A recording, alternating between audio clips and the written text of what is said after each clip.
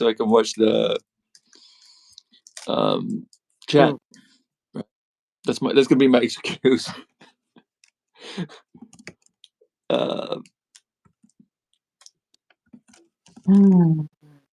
Connecting.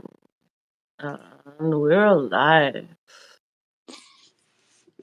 Welcome to the Hidden Treasure podcast. My name is Captain Mavis, and this over here is... We run into a problem immediately. I have too many overlapping brands. For the purpose of this podcast, it'll be Captain Obvious. For the purpose of this podcast, it'll be Captain Obvious, yeah. But my handle is, and I'm looking at your profile right now, and I'm seeing myself, my own issues with this reflected in yours.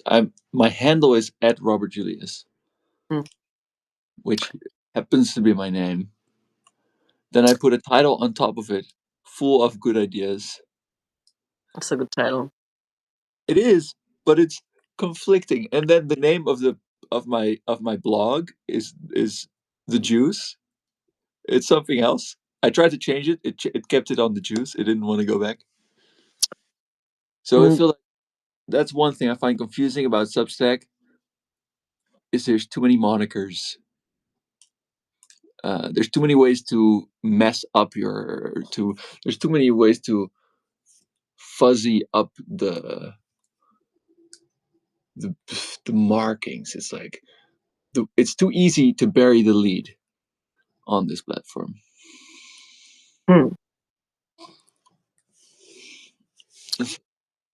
I'm having a similar problem because also I thought like your reasoning was sound to not like make it the name just Mariana Pinson, because nobody will find that somehow like intriguing to follow when you're commenting.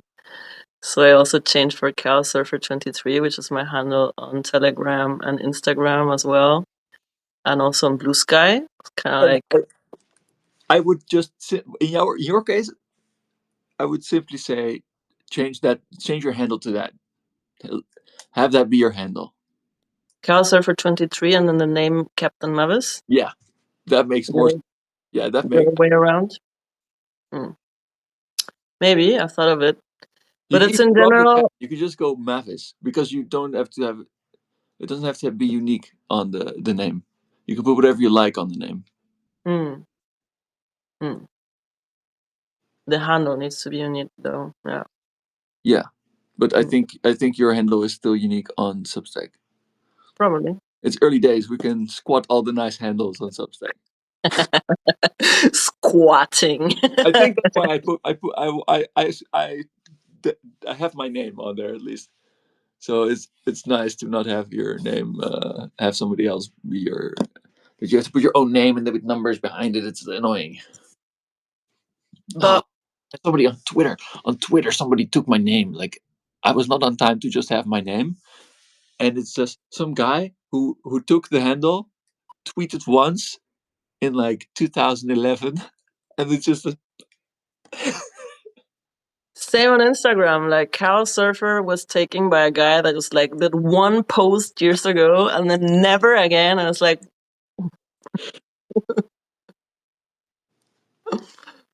Yeah. But I think the 23 is still like a giveaway for like the Discordian people. It makes it a bit more obvious as well for that crowd to like, okay, there's somebody with the 23. Yeah, no, you're it. Good point. I should. I could also put some Discordian dog whistles on my page. Discordian dog whistles. Yeah, because this is a Discordian operation we're running, right? We're recruiting for the Elysian Liberation Front. I think that is a good. I think that is a good thing to remind myself of. And that's okay then too. That is confusing about the names because it's a Discordian operation, and hell, how else would we find them? We only want the lost ones. Yeah, maybe I should be happy that I don't get a lot of subscribers on my Substack because it would get too hard to sort through them. Now I know, like, oh, these people interact with my stuff before I and yeah. I should not try to appeal to anyone. I should avoid it. I should try to make one. I should want to post it the way that it's simply where I'm happy. Like I go to my happy place, I scroll my own Substack. Like if I can simply keep that as the guiding principle of how I approach this website, just be like, okay, this is just where I'm gonna have my website. Like, okay, I decided to Mm. entrust them with that as a platform, which is crazy. But one thing I love about it, I miss hives. I'm Dutch. I'm a Dutch millennial, so I miss hives. We used to have hives. It was amazing. It was better than MySpace. It was amazing. But everybody left hives because Facebook happened. And Facebook had the university angle market covered. So as soon as you go to university, you join Facebook and you get and everybody gets off hives. I was one of the holdouts. Like I had like Hive Premium membership. You got to see all the stats, and you get to like uh, you have much more control over your page. Everybody's page was different. Mm. Like you could put the different. You could basically it was a website. You had a website that included contacts. But now Substack is almost like that. You have almost enough control over the way that your Substack place looks that um yeah, it'll do as a website. Like I've seen people where I come to people's websites, like through Substack, I discover people's pages. Sometimes you go to people's like you actually go to people's publication. Mm.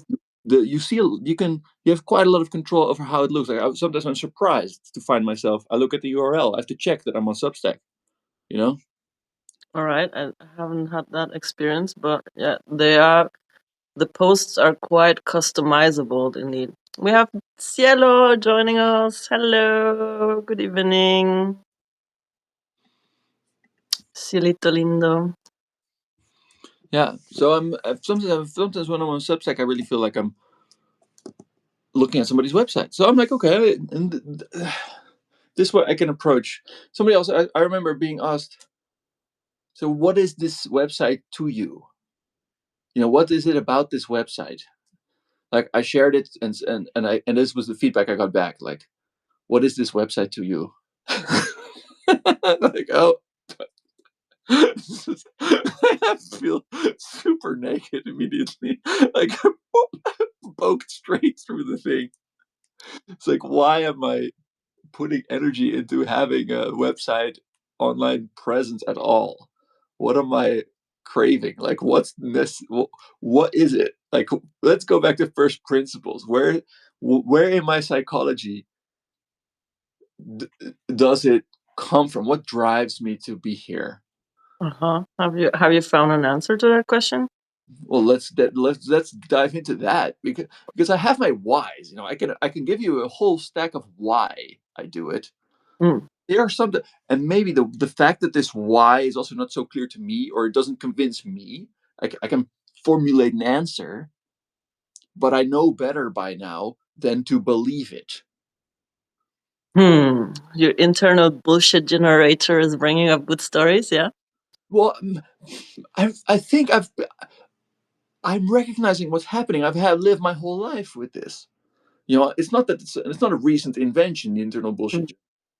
It's always been there, and it's been giving me reasons for my behavior. Mm. But if I believe the reasons and I say like, okay, this is enough. Just with this why I will continue to take this on, take this project on, take this persona on, take this relationship on, and proceed into my life with it. Mm. But it's really, I think, interesting when somebody asks you, "Hey, so what is this website to you?" I'm like, uh, what do you mean? Like, it's giving me dopamine, and I'm It's giving me But in a dopamine that it different finishes. way. But in a different way. Cielo is saying she likes to discover Substack more. She found already some nice inspirations, and I think that is like that was my experience this morning. Like I did a full on morning scroll on Substack this morning, like 2 hours. But it's like I came out of that scroll with like, damn, like action time, so much juicy content and inspiration I found, and I don't get that on Facebook. Like, you can do like a Facebook or Instagram scroll, and you end up like 2 hours later, sort of like Or empty. Yeah, maybe you found some years funny later. memes. You end up years later. I wish it was hours. It was years. Because looking for it, they when this algorithm is like gets to know you so well, and we were such noobs. We were going in raw. We had no fucking idea about the internet. You know, there was no warning labels on that shit. We raw dogged these advertisements. Molded to trigger you. And they fucking knew you. It was really like I hope I'm happy to accept the mission to put some real fucking effort into making sure that we are the last generation to have this kind of relationship with social media at all. What a disgusting thing to have happen to an entire generation already. This cannot be the new normal. This is ridiculous. It And takes years. what I was getting lately, I mean, yeah, the advertise. I did see some value in getting targeted advertising because it actually sometimes got things I actually wanted. Um, but what flabbergasted me lately it was this sense of my whole creativity in creating content for these platforms Yeah. feels like just being thrown into a pit that it's a 30 seconds awareness disappearing act, right? Because it just gets swallowed by this feed. It's awesome. It's awful. And it's even like, and even if you do your best, even if you generate some gold that everybody likes, there's still, then what's happening? One, yeah, you gave it away for free to Mark fucking Zuckerberg. And and then the algorithm is going to use that little gold when they notice one of your friends is like about to like lay the phone down and like go actually do something productive with their life because there's nothing interesting coming, the dopamine is not coming. They're gonna like weaponize your gold that you gave to to hook your friend back in to the scroll. Ooh. And we played that game with them for 15 years Something like that. because we were trying to establish a persona or an online identity because we were looking for ways to get our gold out into the world. And when we finally, in this sort of manner, manage to do it, it gets used against us. And it gets used to disrupt community. It's a complete perversion of the promise of the internet. This is, Mhm. And I you get know, the feeling that Substack is a bit different about that. Like, there's a different vibe around.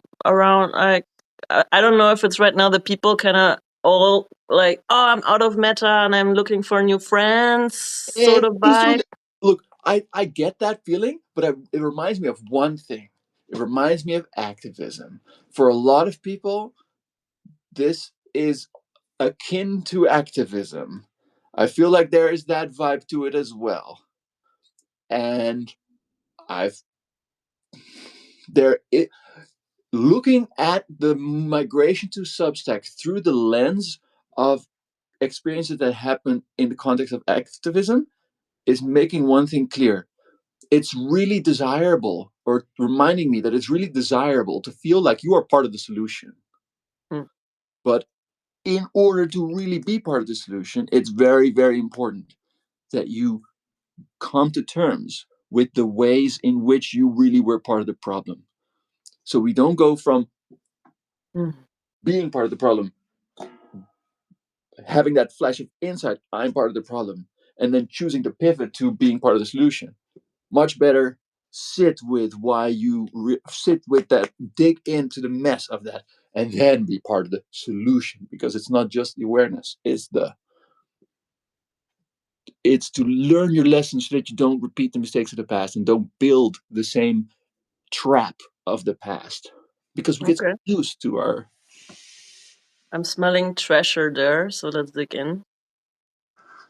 Yeah, but this is from it happens in politics, or in politics, perhaps also, and in activism. Like it's like, oh, okay, but then not knowing that the oppressive structures that you're fighting against are also present inside your mind. Like ideology is a framework around which we structure reality. And that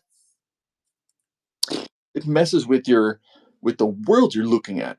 You know, everything you think you're seeing, and every way that you relate to what you think you've seen is informed by the world around you. So Ideology as a strong element of the filters of perception, circuit 3, yeah, it's like we're the stories. in that sense we are in the matrix. We don't need computers for the matrix, but we've added computers to the matrix, and it's an interesting thing to do. Perhaps not without its consequence.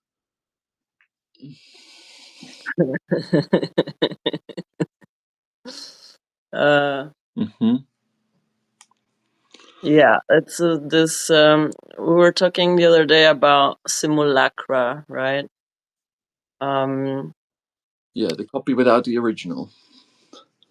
that, but also reality being mediated somehow through not being anymore engaged with direct perception of reality and direct exposure to reality, but experiencing reality way more mediated through social media, technology. Right. And in that respect, that reminds me of one issue that I keep with Substack.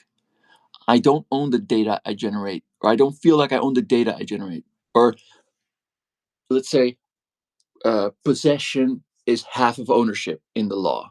So okay, sure, maybe I have copyright standing in a suit, in a case against Substack or whoever uses my data from Substack. Um, but there, but it's not. There's no custody. I don't have custody of the data. So um, I have to. If I want my data, I have to trust them. I have to ask them for my data. Same way, if I want my money from the bank, I have to go to the bank and ask the bank. Substack is still a bank for data. It's still a data bank in that sense. Um, so they remain an intermediary, and when it comes to the simulacra of yourself, so your digital avatar, Mhm. we are right now giving the perfect content to them for avatarizing us. And in Yeah. that sense, being Uh, somebody else's. this is some really mind fucking thought loop. This avatarizing us. You proposed that already during your stay last year time in Berlin. That's why I jumped into your experiment. Okay, let's record all of our conversations so that we have original data to create sometimes digital AI avatars from ourselves and have sort of like the OG content and a bigger and broader spec of content that then reflects our personalities Yeah. better. And So that's maybe not so curated as well, like because we're like here, right? Here we're embodying some persona, the Captain Mavis and Captain yeah. Obvious, that So I has a want to do a specific campaign. context as well. Hmm? We have context. So to provide, so like, okay, great to have the insight, but what are you going to do with it? And I feel like I want to start a campaign to test. So in a way, I'm happy to give Substack the benefit of the doubt, but that means I'm going to engage with it. I'm the previous social media have used us as free labor. So unionize. We unionize, and here are the real campaign. The union can end itself, or the idea is to actually move Substack to a worker-owned co-op model rather than um, being privately owned by people who uh, I mean, like digital commons. I don't know about digital commons, but and you know why it would be very interesting is because there are let's say the full palette of political persuasions is present on this platform. So it I would have be a not great petri encountered dish. them. I have. It would be a great petri dish to see if class struggle or a class-based analysis of power struggle or of power structures and data ownership and commons could work as a test case for, yes, to see how class analysis and class awareness changes the dynamic. We could dissolve the tension of polarity through class struggle. And I can imagine that this sort of opening that door in reality to give us a path towards peace would be worth it, even to if you're currently like the CEO of or the if you're the C-suite of Substack, who have equity and who hope to go IPO so that they can cash in and you know join the oligarchy. In a way, this is a karmic question where we all Karmic, get karmic question. How is this a karmic question, Captain Obvious? we all get to participate in a pivotal moment in history, and we decide together how we proceed. And peace on earth, and to choose peace and love at every opportunity. And there is a political consequence to that in this sense. So I feel that that the journey towards collective evolution and transcendence, the the victory of consciousness over the just the continued presence of the light of consciousness. If that's the real mission, it, we have a better chance if we do it together. Transcendence. That's a good point. I think the techno bros have their own notion of transcendence that's more like rooted in this transhumanism of a let's upload our consciousness to the machines, and that's the way we transcend. What do you think about that?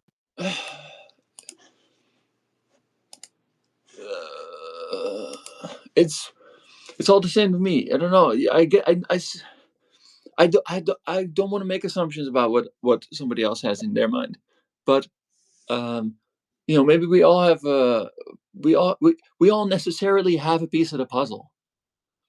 Mm, Yeah, yeah, because we're all fractal, um, holographic angles. uh, the pieces of the kaleidoscopic blur of existence.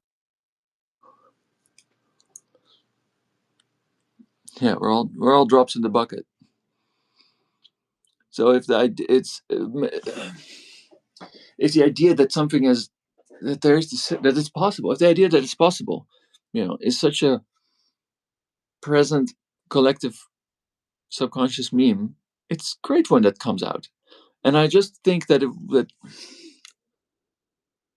that I can imagine how Substack is presently the best vessel for collaborating on that project and to create content about it in real time. And if it is a fractal, if it is a hologram, it will play out on multiple levels: politics and class struggle, and this economy, and discovering new economic models is part of that. Is part of that. I feel it is. It feels like a petri dish for trying out ideas and testing out the resonance.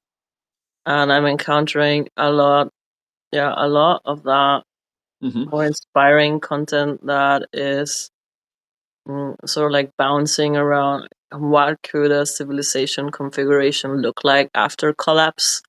How do we move through collapse? How can we remain um, also upbeat about the chances of creating something out of the crumbling structures, out of the wreckage, um, without losing hope or getting despaired for where things are going, and that I find motivating.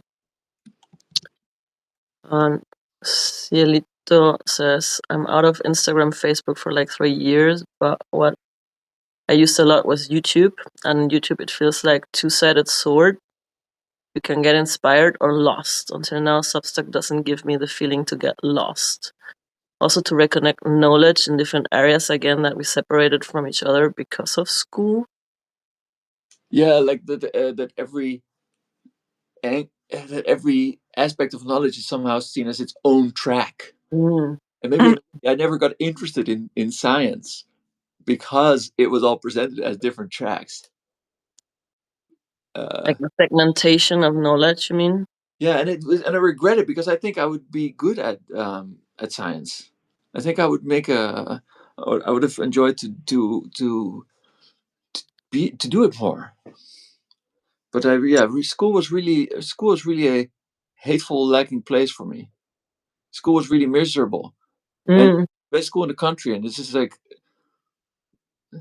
it caused a lot of grief and a lot of disappointment in the system, because it's literally like, the school was like celebrating how it was the best school and whatever, but it was more about it. But they couldn't help me, and it was also clear on the teachers that they found that problem, like it was an embarrassment to them. You were an embarrassment to the teachers because of what? Yeah, because they expressed regret that they couldn't help me, that they had to kick me out of school. Yeah, they ended up kicking me out of school, and they said it was Unteachable or what?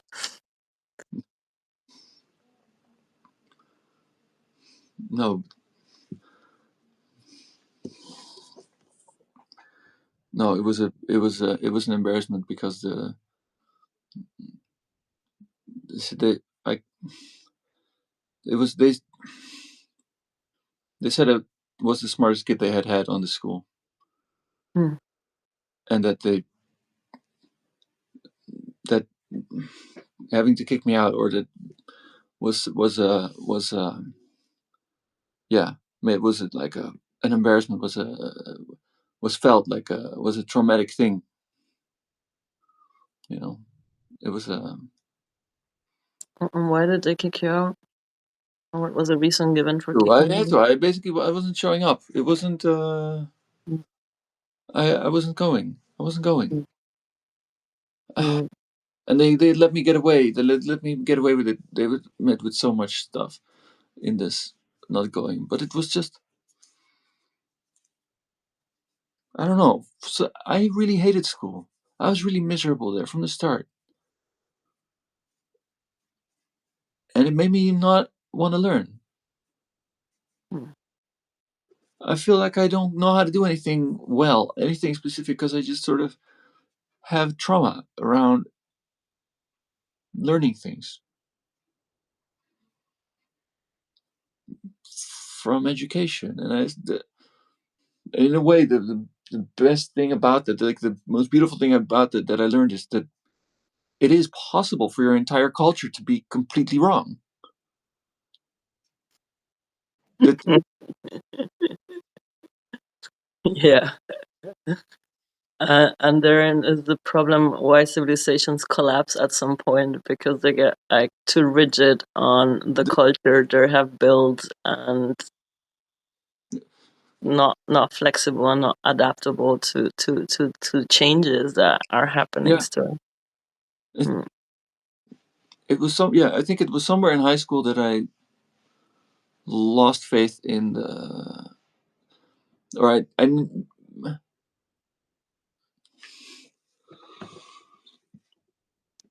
So that's I was I in the regular school system. Yeah, yeah, I was. Did I reconnect with learning? I can't say that I have. I not deliberately. I have this ADHD. Or one thing that I read on Substack about ADHD, and Substack is therapy. Substack is therapy to me because of people sharing their gold here. Okay, and that's why we're bringing such fucking good stuff. This is the real value, and it's unfair that it's owned by somebody else. It's just this is not how things should be. It triggers my sense of justice, but just because I feel that way doesn't mean I'm gonna not participate in Substack. so But I'm many gonna, conflicts. because they did a live stream and he's like, oh yeah, it's glad if you keep my feet to the fire. Okay, I'll make it living hell for you if you you know or show you that it can be heaven and hell. Okay, we can have both. We can have it. It's on here anyway. Back to the learning though, because I think this is an interesting thing. You were about to go Clearly, into a rabbit hole of ADHD, and I think that yeah, that you don't one want thing that to. Oh yeah. ADHD So brains on have. Substack, somebody posted the ADHD thing about that you hate when you know that you're doing something in a way, like not allowing yourself to be focusing on something. So it's like, oh, I'm not like, and so it was posted earlier. Also, I'm going to get a charging cable. That you have the if you want to clean your house, for example, it's like you have to kind of. I tried this, and it's like trick yourself that I'm not really doing that. I'm listening to an audiobook, and I want to keep myself a little bit busy while I do that with something I don't have to think about. So I happen to be, doing like rubbing dishes with water, and but but refusing to label the thing you're doing as the thing you're doing. Oh, uh, What I've noticed about ADHD and learning is ADHD brains are very capable of learning fast, of assimilating a lot of information, but it needs to be like interest based. Yeah, yeah, if something sparks my interest and I want to learn about it, I can go on deep dive hyperfixations to learn about it. yeah, And that's exactly. disencouraged in school, right? Through the this is the curriculum you have to learn, Yeah, and it's not there's not spaciousness for the kids to actually follow their own interests and then generate the dopamine out of the out of the spike of interest and going deeper and deeper and actually learning something. Um, because dopamine is also involved in the learning process. We retain information easier if we get dopamine out of the learning experience. hmm yeah, yeah. No, so if I thought that ADHD brain is like you have Mary Kondo brain. It's like this does not spark joy.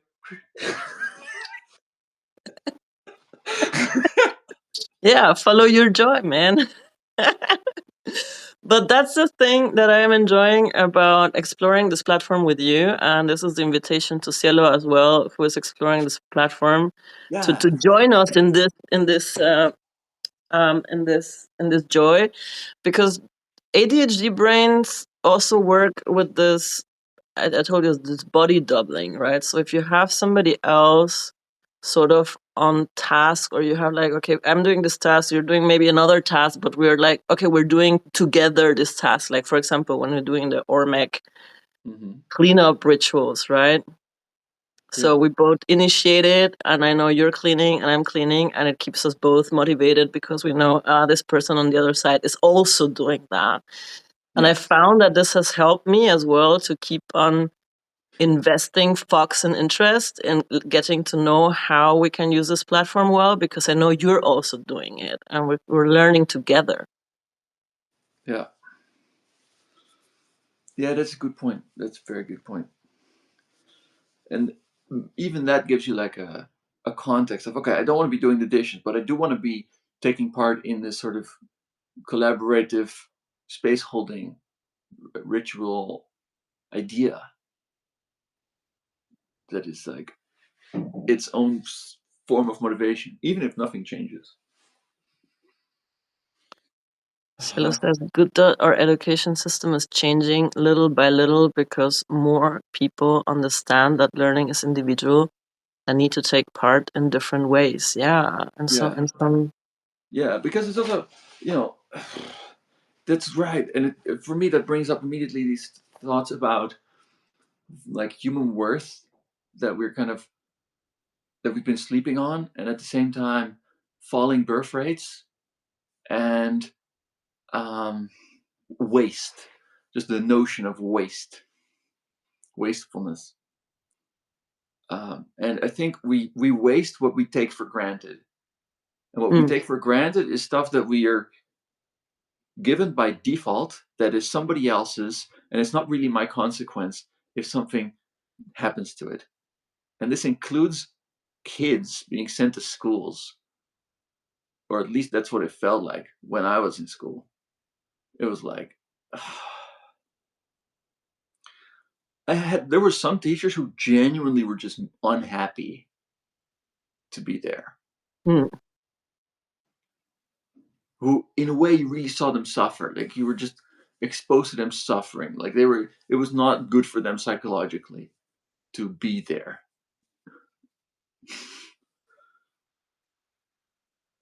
Yeah, and they didn't manage to, even if they were good teachers, if they had been good teachers once.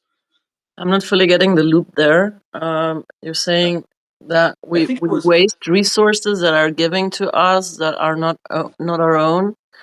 yeah, So you're saying, what are you saying about like kids yeah, that are we were taken for wasted granted. Like in a resources? way, the humans are human. Yeah, humans get really taken for granted because the system that we're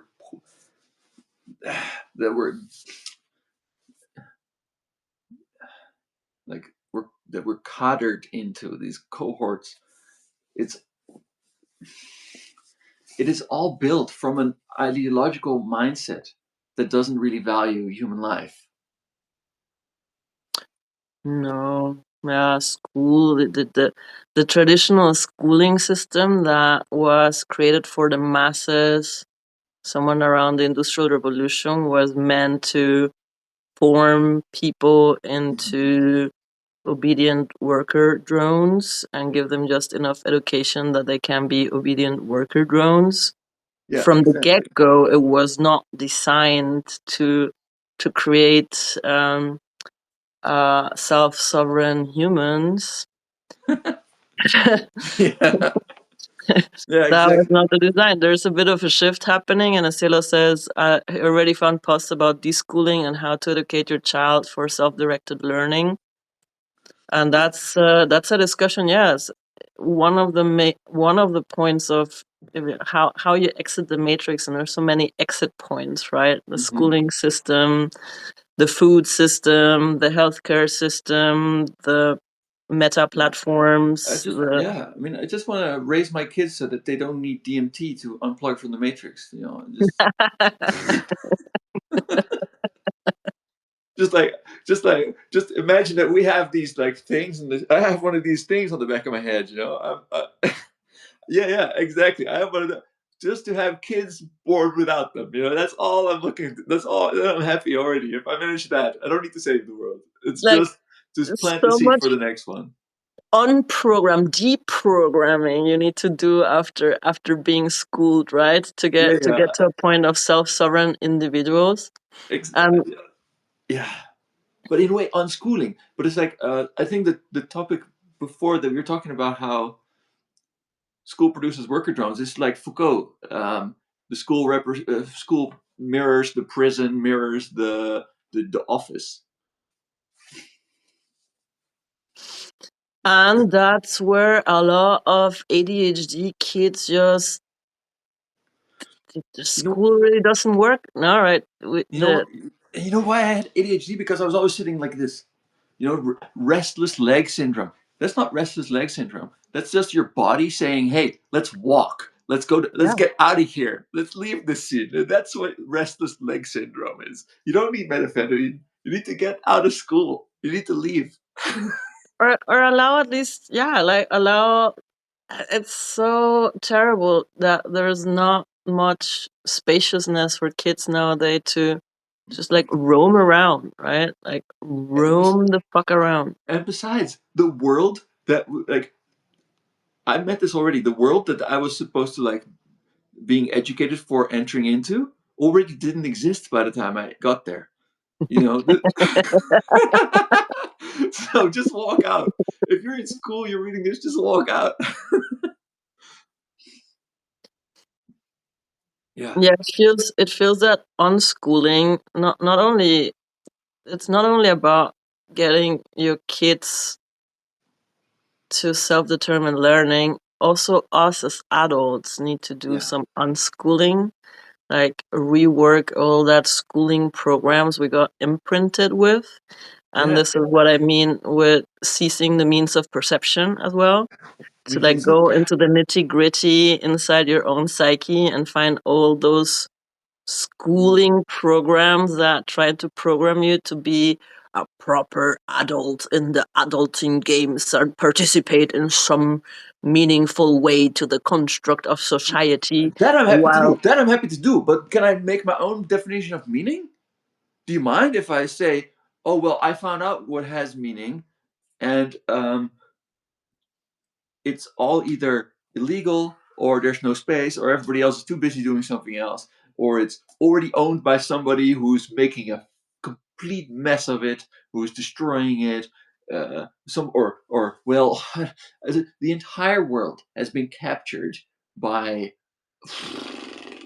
like the lamest possible excuse for capturing things, which is like just profit and mere survival. It's almost, and everybody speaks about their motivations for this. Okay, I'm gonna. It's gonna be a short rant. I don't like ranting, but it's gonna be short. go. In terms of like, oh, but I'm doing this to survive. It's like, come on. Look at the reality. If you look at the economic reality of where we are right now, or at least let's imagine where we were around 2000 before everything destroyed, like exactly like in the Matrix. Let's go back to 1999 and look around us. And what do we see? All this running after more, all the economic growth at that point is no longer needed to satisfy everybody's needs. Mm. If we look at that point, we have enough productivity to give everybody a decent life if we would prioritize that, but we didn't. And why not? And it's a corruption. It's a clear sign of corruption, the fact that we didn't pivot at that point to just, okay, you know, in a way it really would have been better if we had just gone global socialism. And then people say, oh, but the Soviets had secret police. Why do you think the Soviet Union had secret police? They needed secret police because the CIA was coming in to try and do a coup. They wanted to do a neoliberal coup. They wanted to reinstate private property. This is why these places have secret police. You know, this is not. And then anyway, it's the counter revolution. That's the problem. Yeah. Well, right now we're at a juncture where new things are needed, new narratives, Yeah, right? that's right. That's right. But Like either we're not way, we're not gonna go back to communism or the standard crip socialism. no. And But to me, I was always an anarchist, and I Hmm. found I only learned to appreciate the communist perspective later in life because it is consistent and it does make sense. But I was always an anarchist, and I'm still an anarchist, or not even an anarchist, because I don't want to. That's as an it doesn't work as an ism, because there's no way to convince anybody about anarchy, or even and anarchy is just a description for I trust everybody. I trust everybody because everybody has has if ever when everybody has Do you trust developed. everybody? Hmm? Do you trust everybody? No, but But I could trust everybody if we. I am fully convinced that if everybody has enough and nobody, then there's no way to amass power or privilege for selfish reasons. There, in a way, you don't give the option for self-aggrandizement. Those well, who and selfish accumulation, but or the if. thing is that those programs are still running, right? I'm an anarchist too, right? Elysian Liberation Front, Eris is an anarchic religion. Yeah, okay, but then It's about spreading some form of happy anarchy in a way, right? The spirit of it. But yes, the reality is exactly those problems that you're saying, that people are selfish, they want to dominate, they want to amass, they want to like hierarchy and status. That's a consciousness problem. I think we're not evolved enough in the masses to yeah, actually yeah, live yeah, yeah, anarchy. yeah. Better, Like better, better point, better point. we Let's can not do get hasty. anarchic collectives and little communes and intentional communities with the people that have done the work to like unfuck their nervous I would systems. love to see that. You're right. You're right. No, no, no. You're right. That's it. But you're pointing at what is the experiment? Like, what are you trying to prove? So, in a way, yes. If we want to look like what would anarchism look like, okay, it would look like whatever you or not is what. How would I like to see? Yes, intentional community with people that you trust because they have done the work, because they are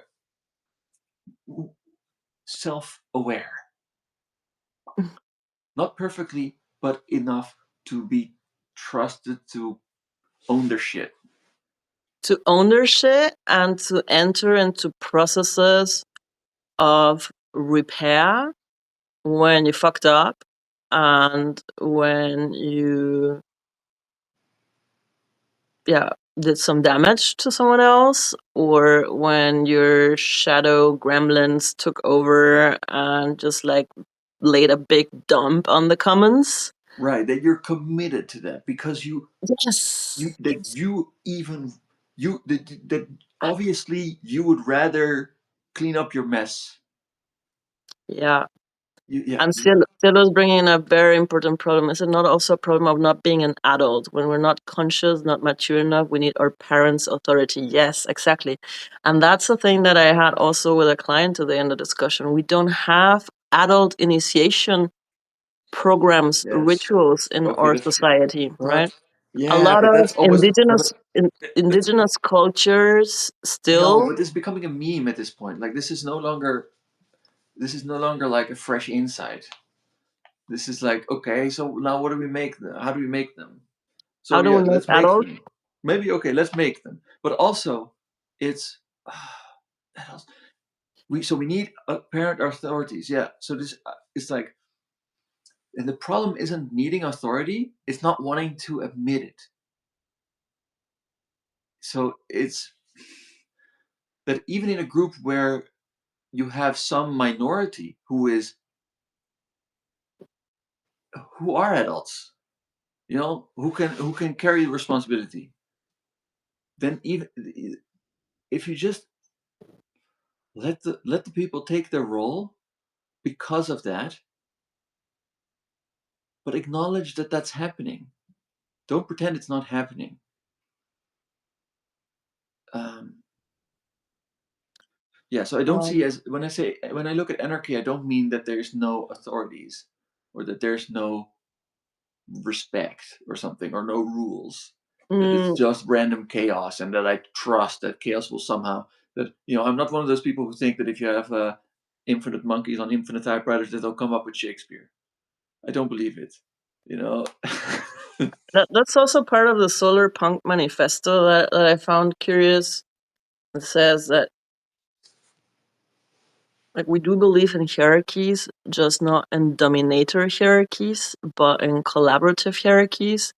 And this whole postmodern notion that we don't need any hierarchies at all is absurd, because you do need to create some structures for functioning and delegating different tasks and organizing the commons, and there needs to be different people taking responsibility, and this can be like also shifting, like what you said the other day as well, um, for politics, right? That there's not a path of becoming a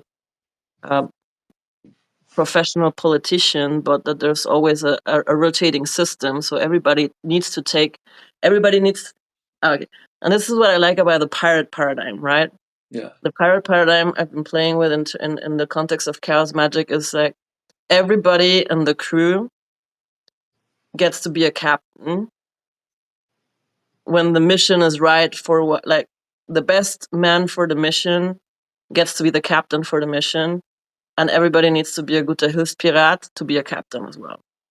So the captainship is not something that's like put on someone forever and ever, but the captain takes the role for a while to lead a mission, but he also needs to be a gute Hilfspirat if somebody else is captain for another mission.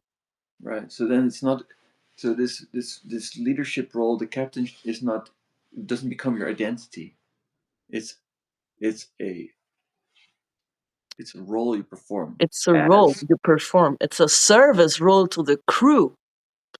Like, Yeah, but framed as a service role to the crew, you can still also make it your identity. So, sure. but it's just a thing to. Indeed, in our culture, we very much do the thing where, oh, that he, that or he is the leader, and it's like is really on there, like that's the that person is now a leader either way. Like you don't get down from there in a way. Hmm. And there's an interesting point that Cielo is talking about. There's this. It's not the problem of authority or hierarchy, but that we use them for avoidant behavior. So we use them to delegate our own responsibility away, to like give our responsibility away. Oh yeah, the leader can take care of it, right? Like daddy Yeah, state, make it safe, make it controlled as well. Like I don't need to take action or responsibility for my shit if I have some authority figure that I can delegate that responsibility to, or blame for not performing in some way, or not making it right. safe or secure in some way. Huh. Yeah. Mm, good point, good point. But circling back to the identity thing, because I think that's a juicy point also in terms of like how we are claiming captainship here in this format. I mean, there's an awareness that for the sense of this format, we're pirate captains, right? Yeah. And So you want to hear a why? You want to hear me come up with a why for for doing that? go ahead. It's because we're on a mission. Yeah. What's the mission, Captain? Yeah. Am I ready to say it? I don't have it ready. I don't have it ready. Huh. What is the mission? What is the mission here? Well, if I had to guess, if I was on the crew and the captain had not told me what the mission was, but I had to guess based on the behavior of the captain. Oh, this okay. is this was a fun game to play with my mind to tell me what am I looking to achieve here. Um, You've been on my crew. yes. I did I think I did some disclosure of my mission, but maybe not in full for the crew I recruited. Everybody jumped on the ship without knowing what the mission exactly was. So out of observing me for 3 months on the mission, what on the crew, what is it that you infer about the mission? Well, I was actually looking at what is my own mission. Mm-hmm. I was a little bit looking in another direction for the moment. Mm-hmm. But I imagine that the mission that you have with the Pipilota it's a research vessel, Mm-hmm. because it looks like the Pipilota is going over the same territory multiple times. Mm-hmm. So it is looking to get a better map, Mm-hmm. because the psyche itself is an interesting place, and also to educate Mm-hmm. people about the or I feel like people are being educated on this journey about an approach to map their own psyches. And then everybody also discovers unique insights that only that pirate would have seen. Mm-hmm. And this way, everybody learns from everybody. And you learn from everybody, especially. Mm-hmm. I wouldn't say education though.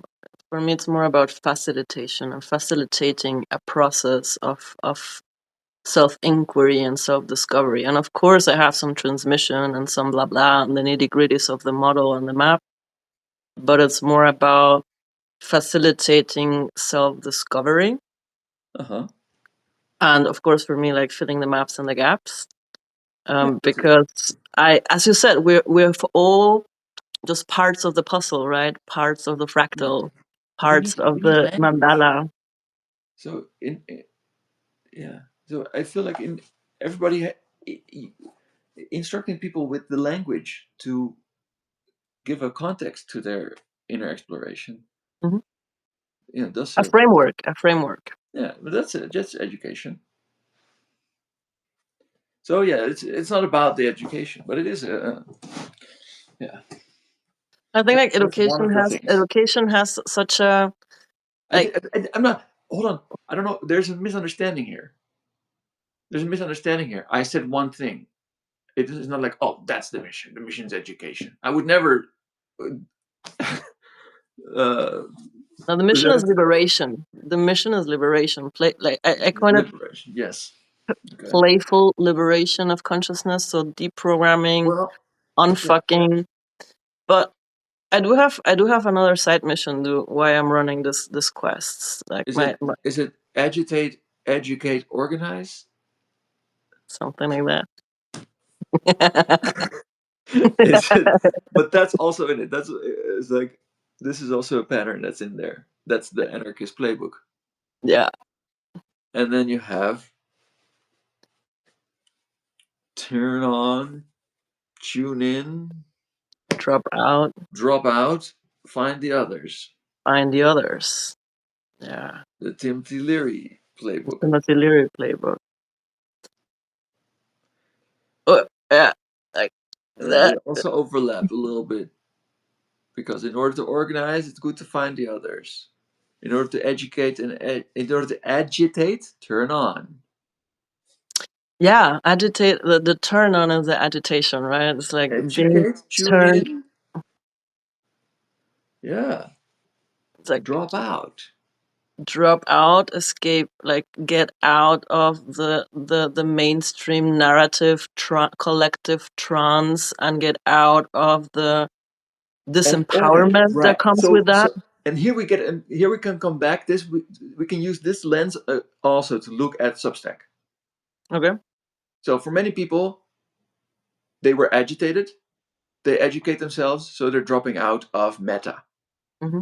They're literally dropping out of the meta, Mm-hmm. and they arrive at Substack. So now my question is the Substack just another sieve for the machine? Or is Substack part of educate and organize? Is Substack find the others? Or is Substack those who falsely believe they are free are most hopelessly enslaved of all?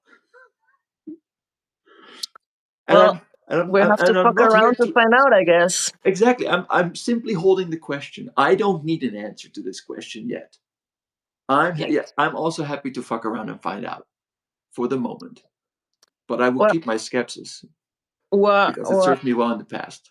yeah, what convinced me, what you said, that's one important bit, is that you own your contact list, right? You can continuously export your contact list, Yeah, and every person you've connected with their emails, and you can reach them via the fucking email. This is something that yeah, actually they own.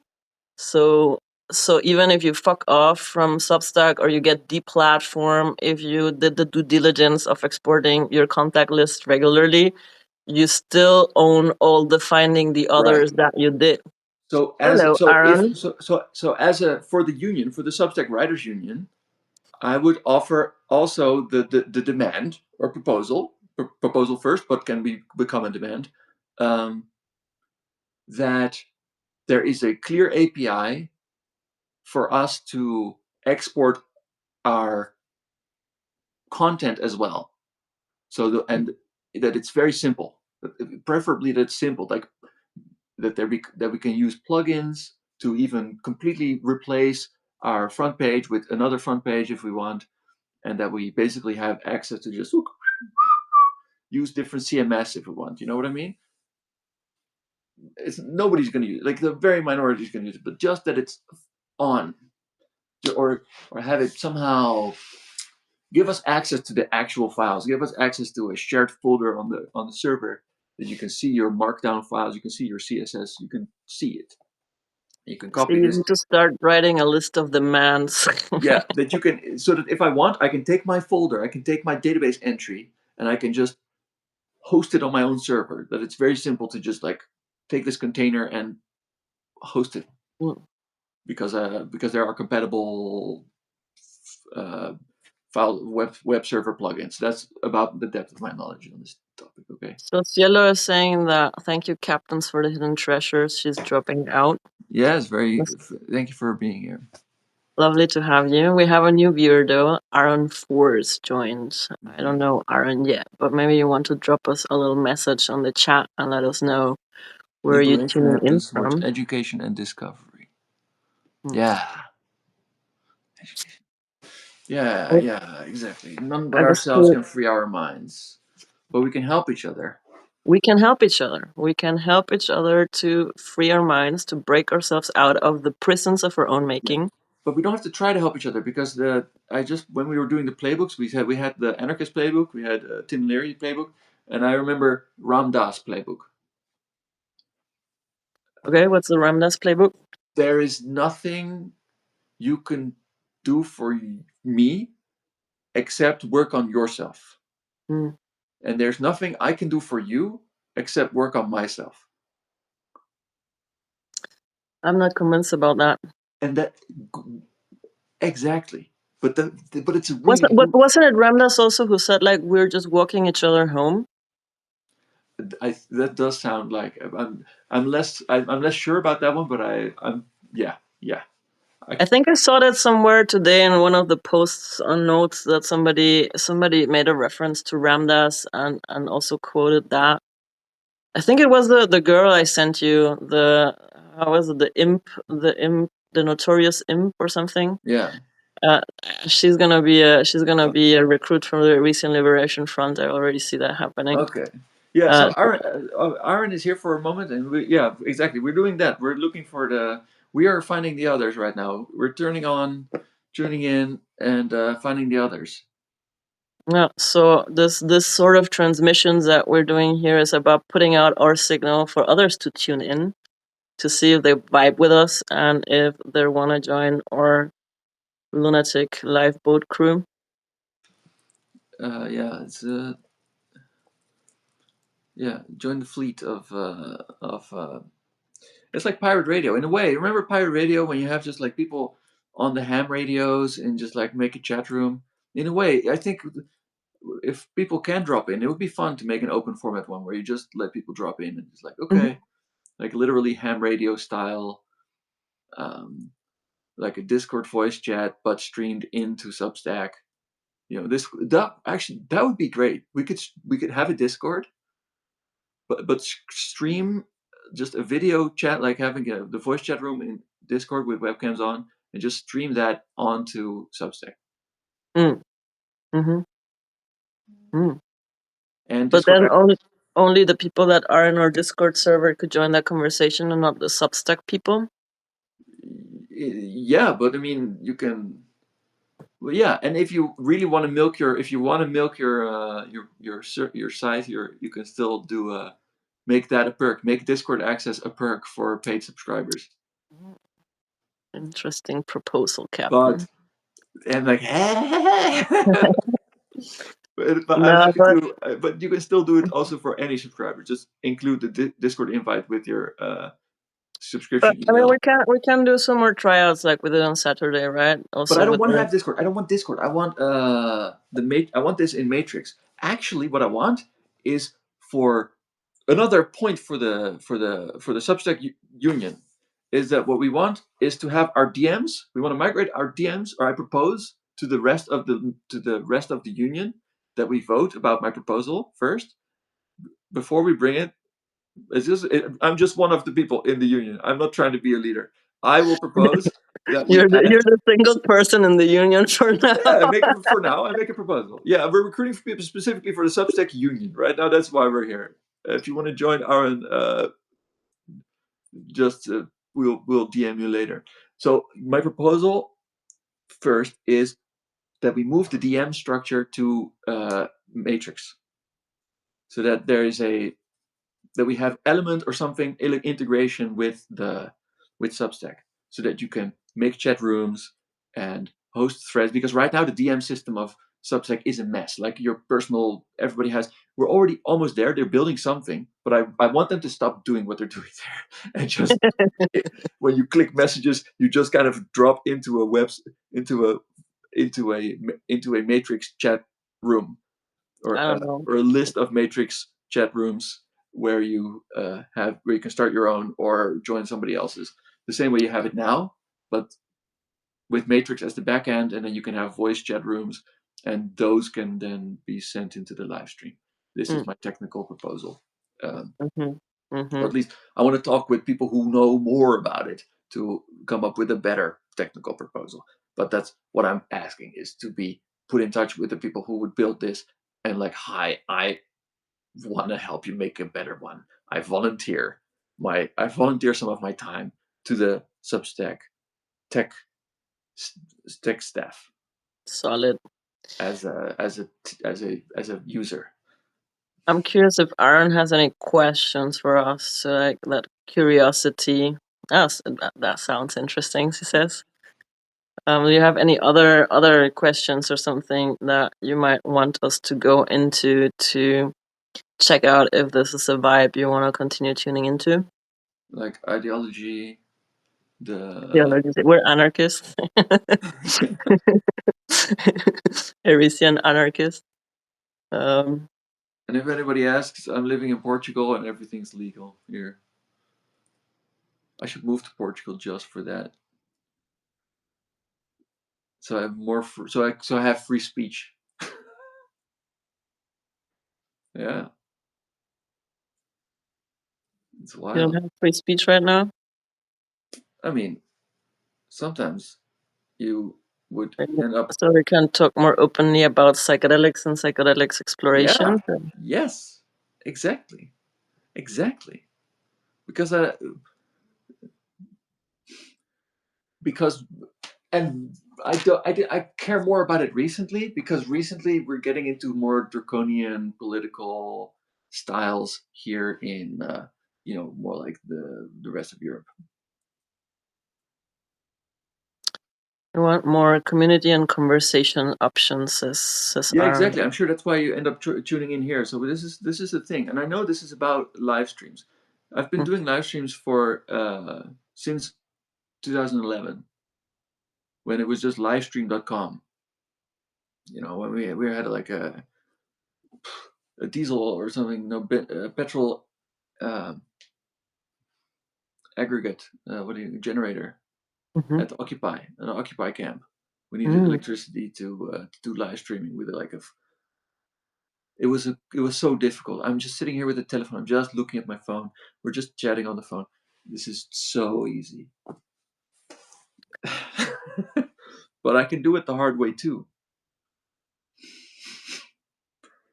Like on Saturday, we tried out the SMTP stream. Was it right? Yeah, and there you can. So there we had a Jitsi call, and this was for me. I feel like this is very interesting, Yeah. but So we it's a little bit more work. it's more what? It's more work, Mm-hmm.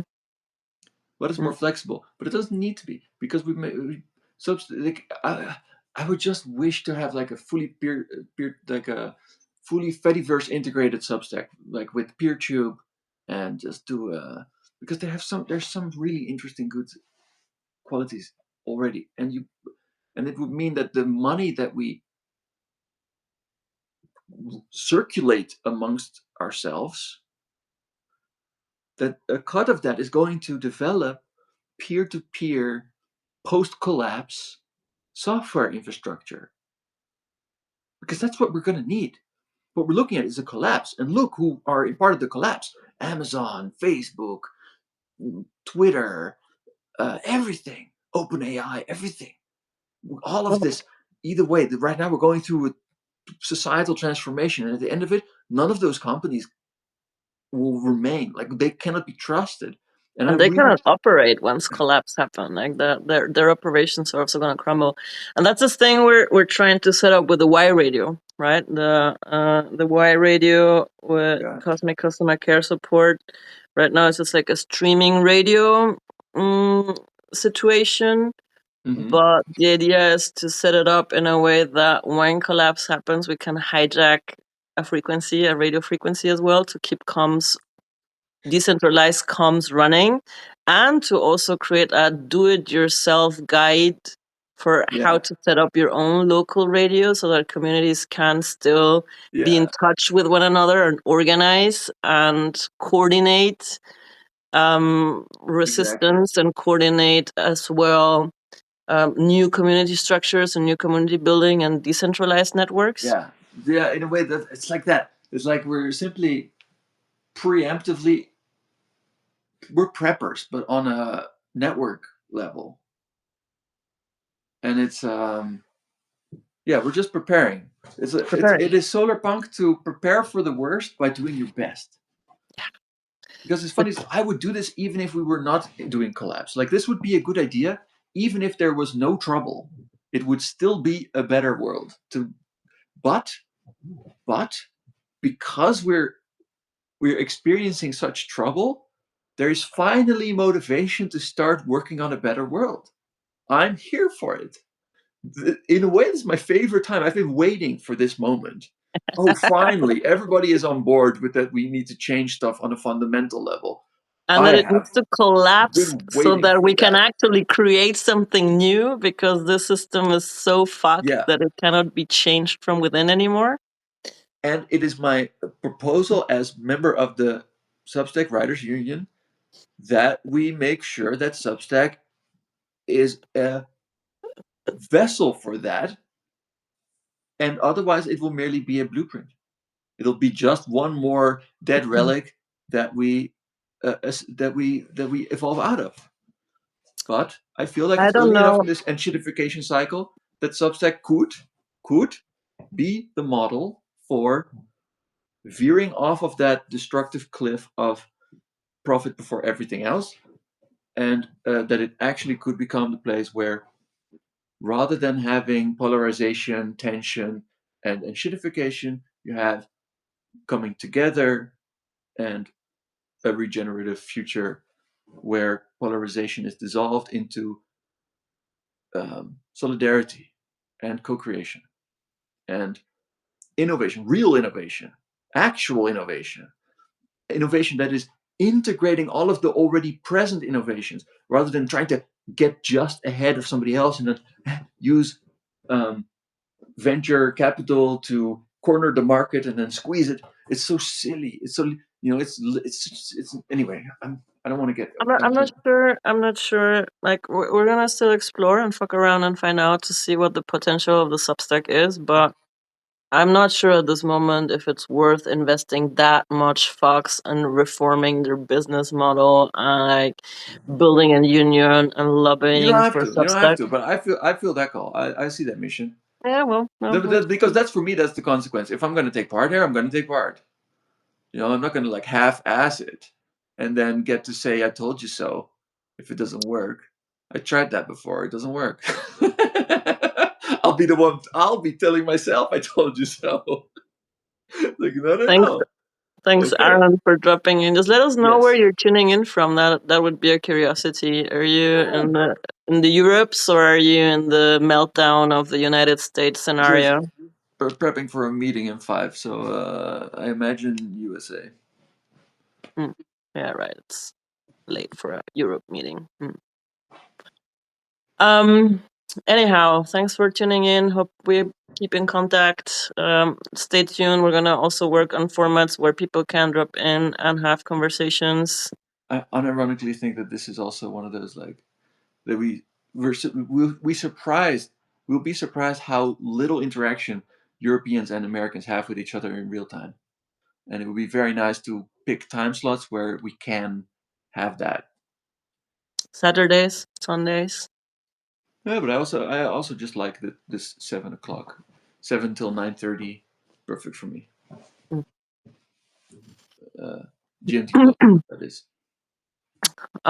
Anyhow, we were onto something here because before we went online and started ranting about Substack, we actually set the intention to talk about like how like interesting times to live in, times of collapse, Mm-hmm. and how do you show up?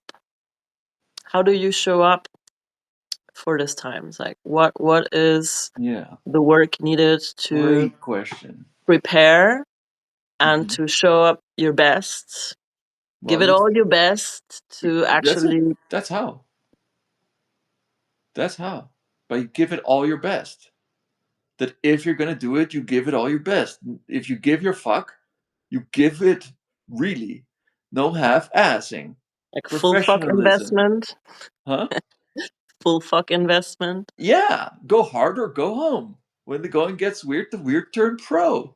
It's not the weird dip a little bit around everywhere. No, at this point there is like, okay, well, you know, come hell or high water. So let's talk about that for a hot second. Like, what does it mean for the weirdos to turn pro? Yeah, did you dare to be radical? Hmm. Because you get full permission from everybody. It's like, okay, fine. Like, yeah, no, all the people we've been entrusting before, oh my god, whoopsie, sorry, please, go for it. Like, show us what you got. Like, be all of yourself. Let your freak flag fly and discover some corner. Probably, yeah. Who has any mad ideas that might just work? Is it a crazy enough idea that it might just work in such crazy times? That's the that's the I think that's the point. At least easy for me to say. Well, yeah, you have embraced your madness quite well, quite openly. I enjoy that about you a lot, and it's also for me the mission that I ascribe to when I set out on my mission, which is the actual mission to build a chaos monastery, like some 6 years ago, and everything I have been doing with the Ormec journeys and the Pipilota and chaos surfing project is about like finding the crew with which I can create a chaos monastery. Hmm. Um, and that came out like the Ordo Dea Discordia is a little cabal that I got part of some 6, 7 years ago. And one of the tenets of this cabal is openly live your madness. like delirationem tuam vive, right? Because a lot of Discordians hide behind pseudonyms or like great internet shitposter meme lords. And, and like they create a ton of funny writing and critique and everything, but in real life they just go to the office and be just like normal folks. They put on their masks and they just live their madness out on the internet behind a pseudonym. And the Ordo Dea Discordia stands, the Chaos Monks of the Ordo Dea Discordia stands for like openly living your own madness. And when you said Mask like off time. Yeah, there you go.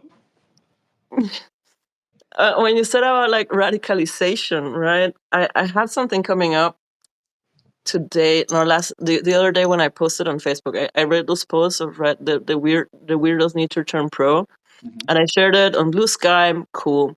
I shared it here. Cool. I shared it in the Discord. Cool. I know my weirdos are there, right? These networks are more weirdos, but my Facebook network is not full of weirds. There's some Yeah, good that's. weirdos in there, Mhm. but there's also a lot of normie people.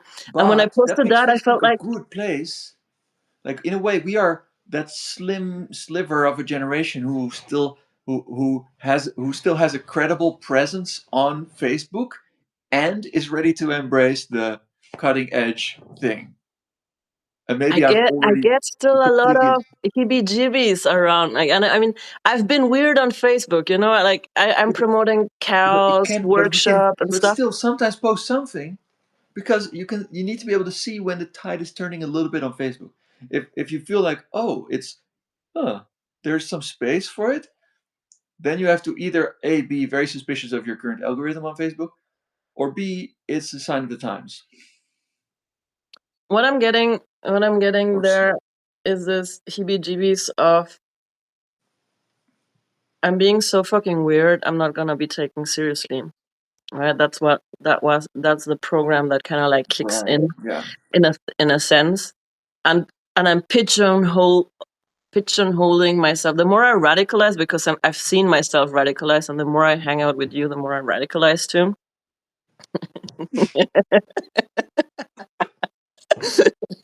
I'm a good influence. And I get this. Oh my god! I'm trying to build a coaching business, and I'm spouting like you called me out on like, oh, you're fully embracing the shitso posting. And I'm like, if I'm doing shitso posting and people just perceive me as this like lunatic mad woman, who's gonna hire me for coaching services, right? Um, it's a very small niche If to you begin but if you can contain it, if you write it well, and it seems to work for you, with. then who's gonna doubt it? And who it doesn't matter. It doesn't No, matter if anybody's gonna doubt it. Let them doubt it. It's but I think you're spot on this, right? We need to show up with our full, authentic, weird selves. And this is a call out I made as well in that post, right? The turning the weirdos pro, in the sense of this is the people that are tapped into a deeper multidimensional layer of reality experience, and we need I those want to people get there. to actually brainstorm innovative new solution and to dare to do the weird thing, to dare to do Mhm. the out of the box thing, to actually unpredictable, right? Remaining unpredictable as well. But with integrity and respect and love and wisdom, or at least a taste for wisdom, so that you know how to orient yourself. You know how to clean up your mess. Integrity, responsibility. But I think this the thing about unpredictability is a hot button topic, because the more the algorithms take Yeah, over and the yeah. more the robots take over, the only chance to actually get some action in, without being pre-monitored and without like your action plan being like sacked by the machines before Yeah, you even execute it that is they to already know what remain you're going to do before you know unpredictable. it. What? That you haven't even decided your plan yet, and they already know it. Yeah. You've been, yeah, don't get minority reported by the algorithm. Is to indeed fully like But that's be. where we're heading, right? That's where we're Yeah, heading. It's already happening a it's bit. already happened. Yeah, it's already happened. That's why The I'm. mi- This is why I'm. You're like, just because you're paranoid doesn't mean they're not after you, and the algorithm is constantly after you. So you have to be. You have to be, but being ahead of it requires unpredictableness, non-linearity, unpredictableness, random factor. freedom. It requires liberation. It requires liberation. No chain to jiggle. That there's nothing to distract you with because you're on your mission. That's Captain. Know when it's a shit show. No one And is a shit show. What do you yeah, mean by yeah, that? don't get sidetracked. Don't be don't don't be a Fallout bubblehead. Like getting sidetracked by side quests forever. Or yeah, know what are useful tangents. So Mm. Some tangents reveal the usefulness just like after you've explored them. yeah, no, I know, but yeah, I was trying to come up with a justification for a failed metaphor. I didn't want to admit that I was being cringe, and I thought I could build something around it, but it didn't work. I want to go back to 1999 when everything seemed to work. What did you post the other day about cringe? Oh yeah, yeah, yeah. I posted earnestness is cringe. Cringe is earnestness. But What is earnestness for you? yeah, it's like when you're well-meaning, deliberate, like really trying to show up as good, but it's contrived and it feels like it takes work. It feels like there's effort in it, and that makes it charmless. Even if it's well executed, it's not juicy, and Mm. it's missing something.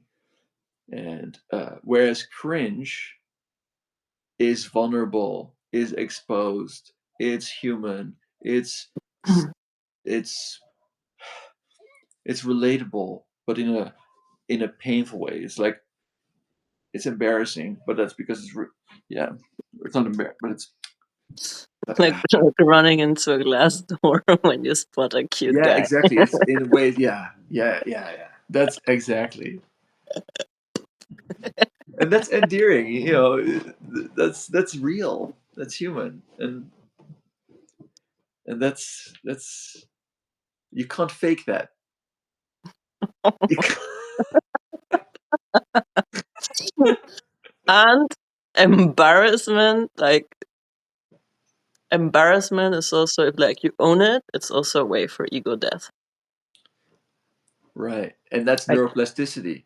yeah, like to make a total fool of yourself and then not try to overbook it to like save face, but just like own that like stay and own that moment of like genuine fucking embarrassment, and then something dies and gets to be reborn. Like it's just like a shock to the ego. And if you just like don't find a strategy to save face somehow and just like raw dog it.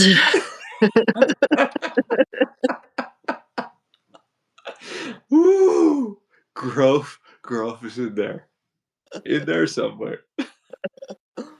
Yeah, even just your ability to be present with it and not run and hide. is yeah. I'm curious. I'm curious what you meant with shitso posting though. I was not familiar with the term shitso posting, and I don't know exactly what you mean by that. So it's yeah, schizo posting is when you like really like I don't know. I hear myself say like twice in one sentence. I have no idea. I clearly don't know. Or I don't want to be wrong. I don't want to come up with I don't want to sound sure about something that I'm wrong about when somebody else is gonna be like, oh, actually, here's the cool people definition of how you're actually supposed to answer that question. You posted cringe by coming up with the wrong definition.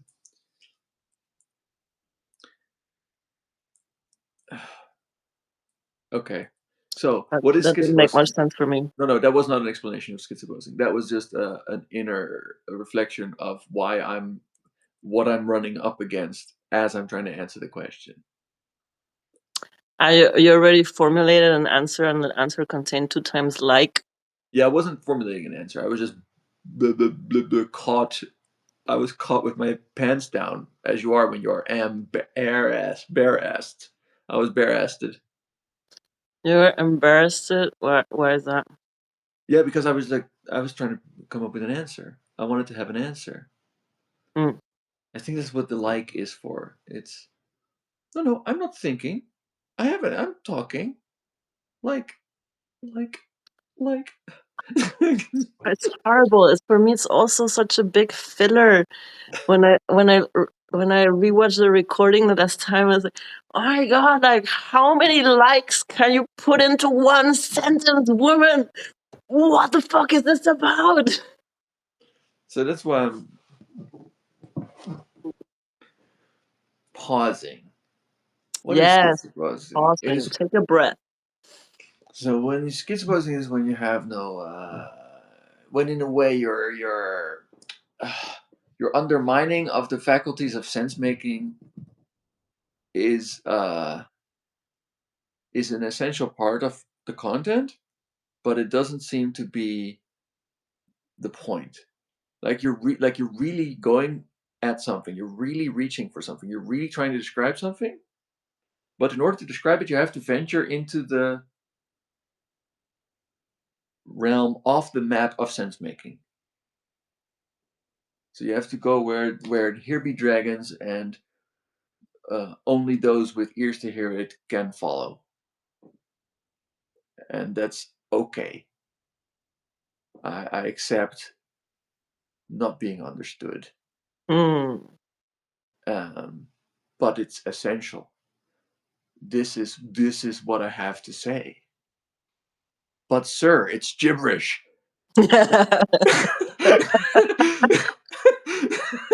And yet I have to say it.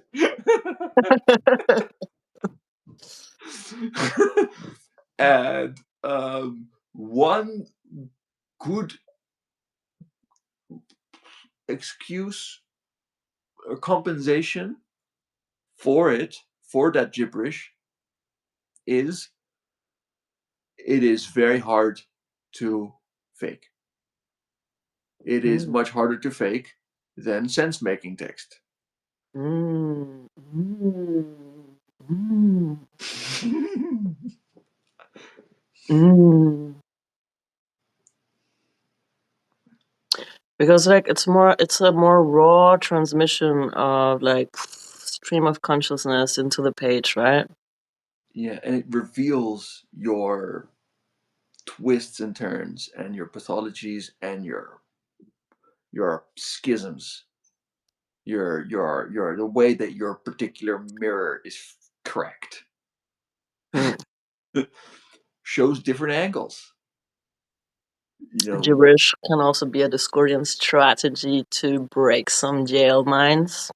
and it makes your data stream harder to train on.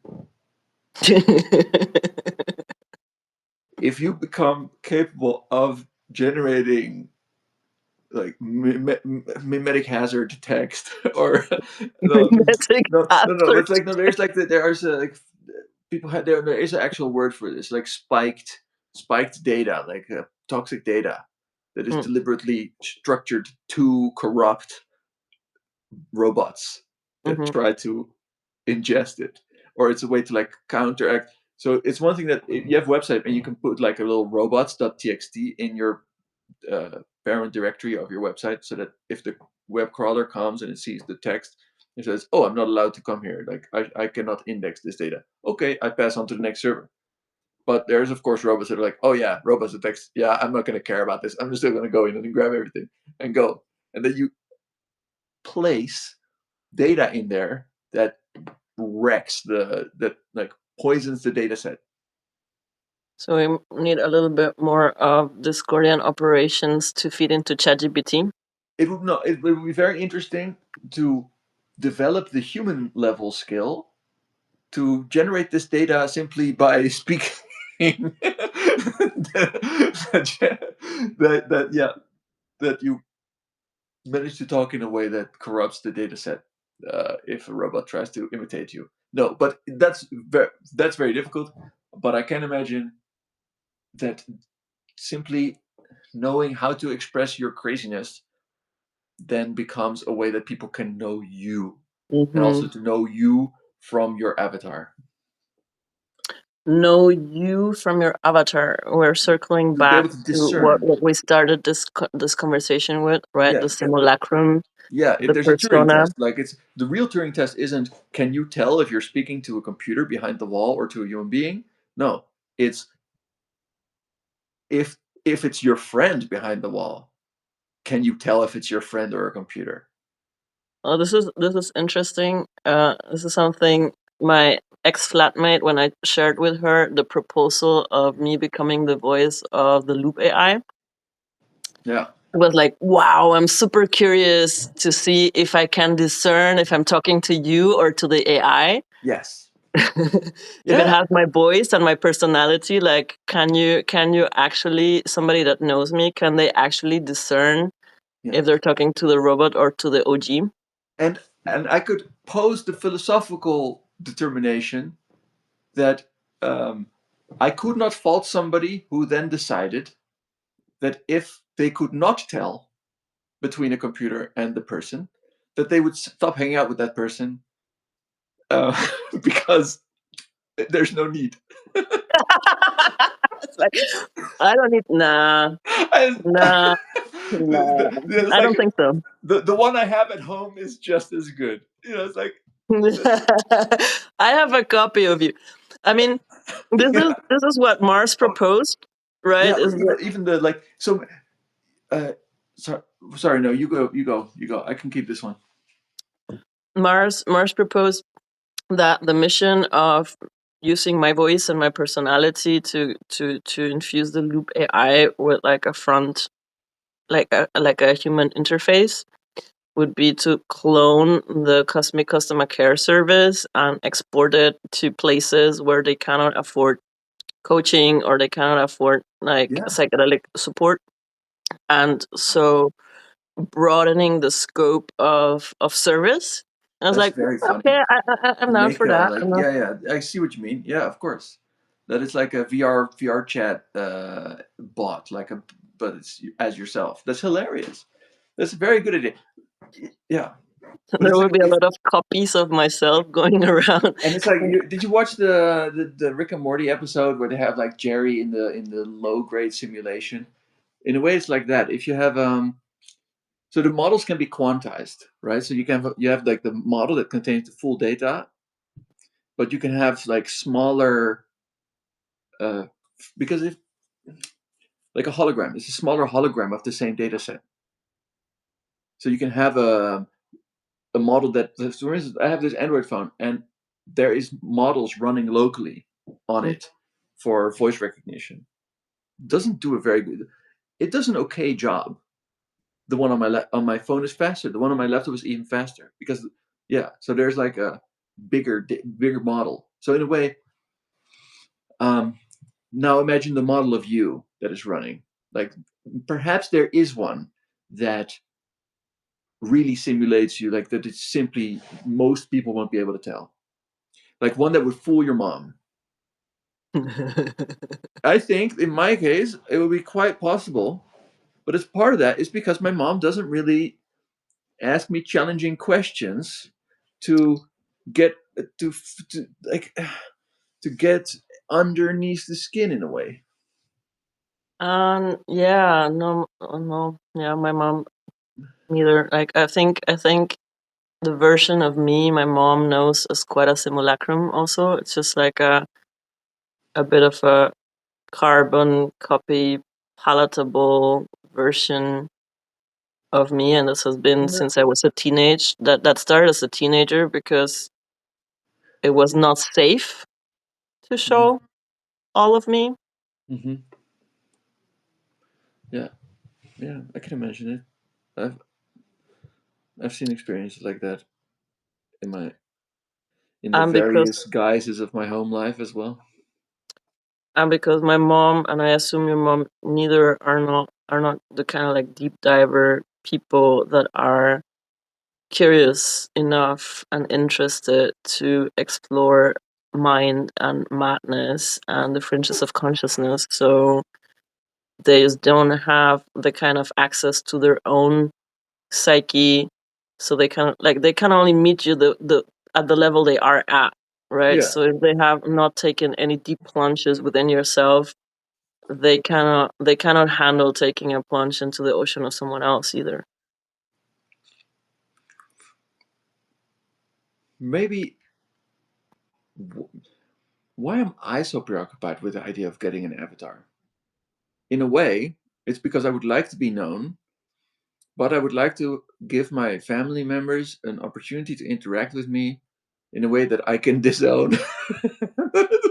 I want a simulation of myself that will tell the truth, so I don't have to. Oh. Okay, what I'm not saying this is not my final answer. This is not my conclusion of like, oh, now I realize this is my real drive in life. It's just this is one desire I have about it. so like, okay, I'm gonna be like full weird on the internet and have recordings and then have my family watch it and then I But it's don't have to see and face the response of it. They no, but can it's just also like a have joke their because private response. no, but there's of course a real reason, and that's for prepping because we're still prepping for the collapse. Mhm. So if I organize, if I agitate, educate, organize, and now somehow I don't want to be like black bagged and replaced by a robot and have nobody notice.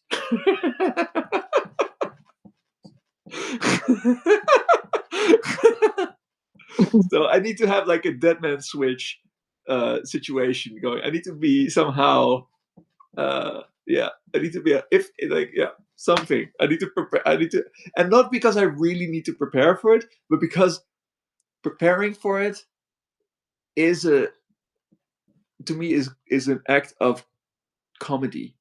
To me, it's satire. To really prepare for that as if it could really happen is a form of critique. You prefer what exactly? Hmm? To The prepare some avatar kind of a replacement? countermeasure against being replaced by a digitally generated model, being replaced by a model, by like if we're talking by Blade Runner, like be no or Battlestar Galactica. You know, I don't want to that I'm not one of the cyborgs. Mm. How do you know that I'm not one of the robots? How do you know that I'm not a robot? I remember writing a poem about this. Like, how do you know that you're not dead already, and that you're not already just that your consciousness hasn't been planted into a uh, model inside a robot already that is simply programmed to ignore the little glitches or things that don't make sense or the fact that there's that you know what I mean. Well, how can you trust your perception of yourself as a human being? Well, one, I can trust it because I know that or I think I know that the technology to do this does not exist. But what about 400 years from now? but it's not that far away either, right? Yeah, I'm I, saying 400 I years. saw an advertisement the other day. I think it was on Instagram or Reel.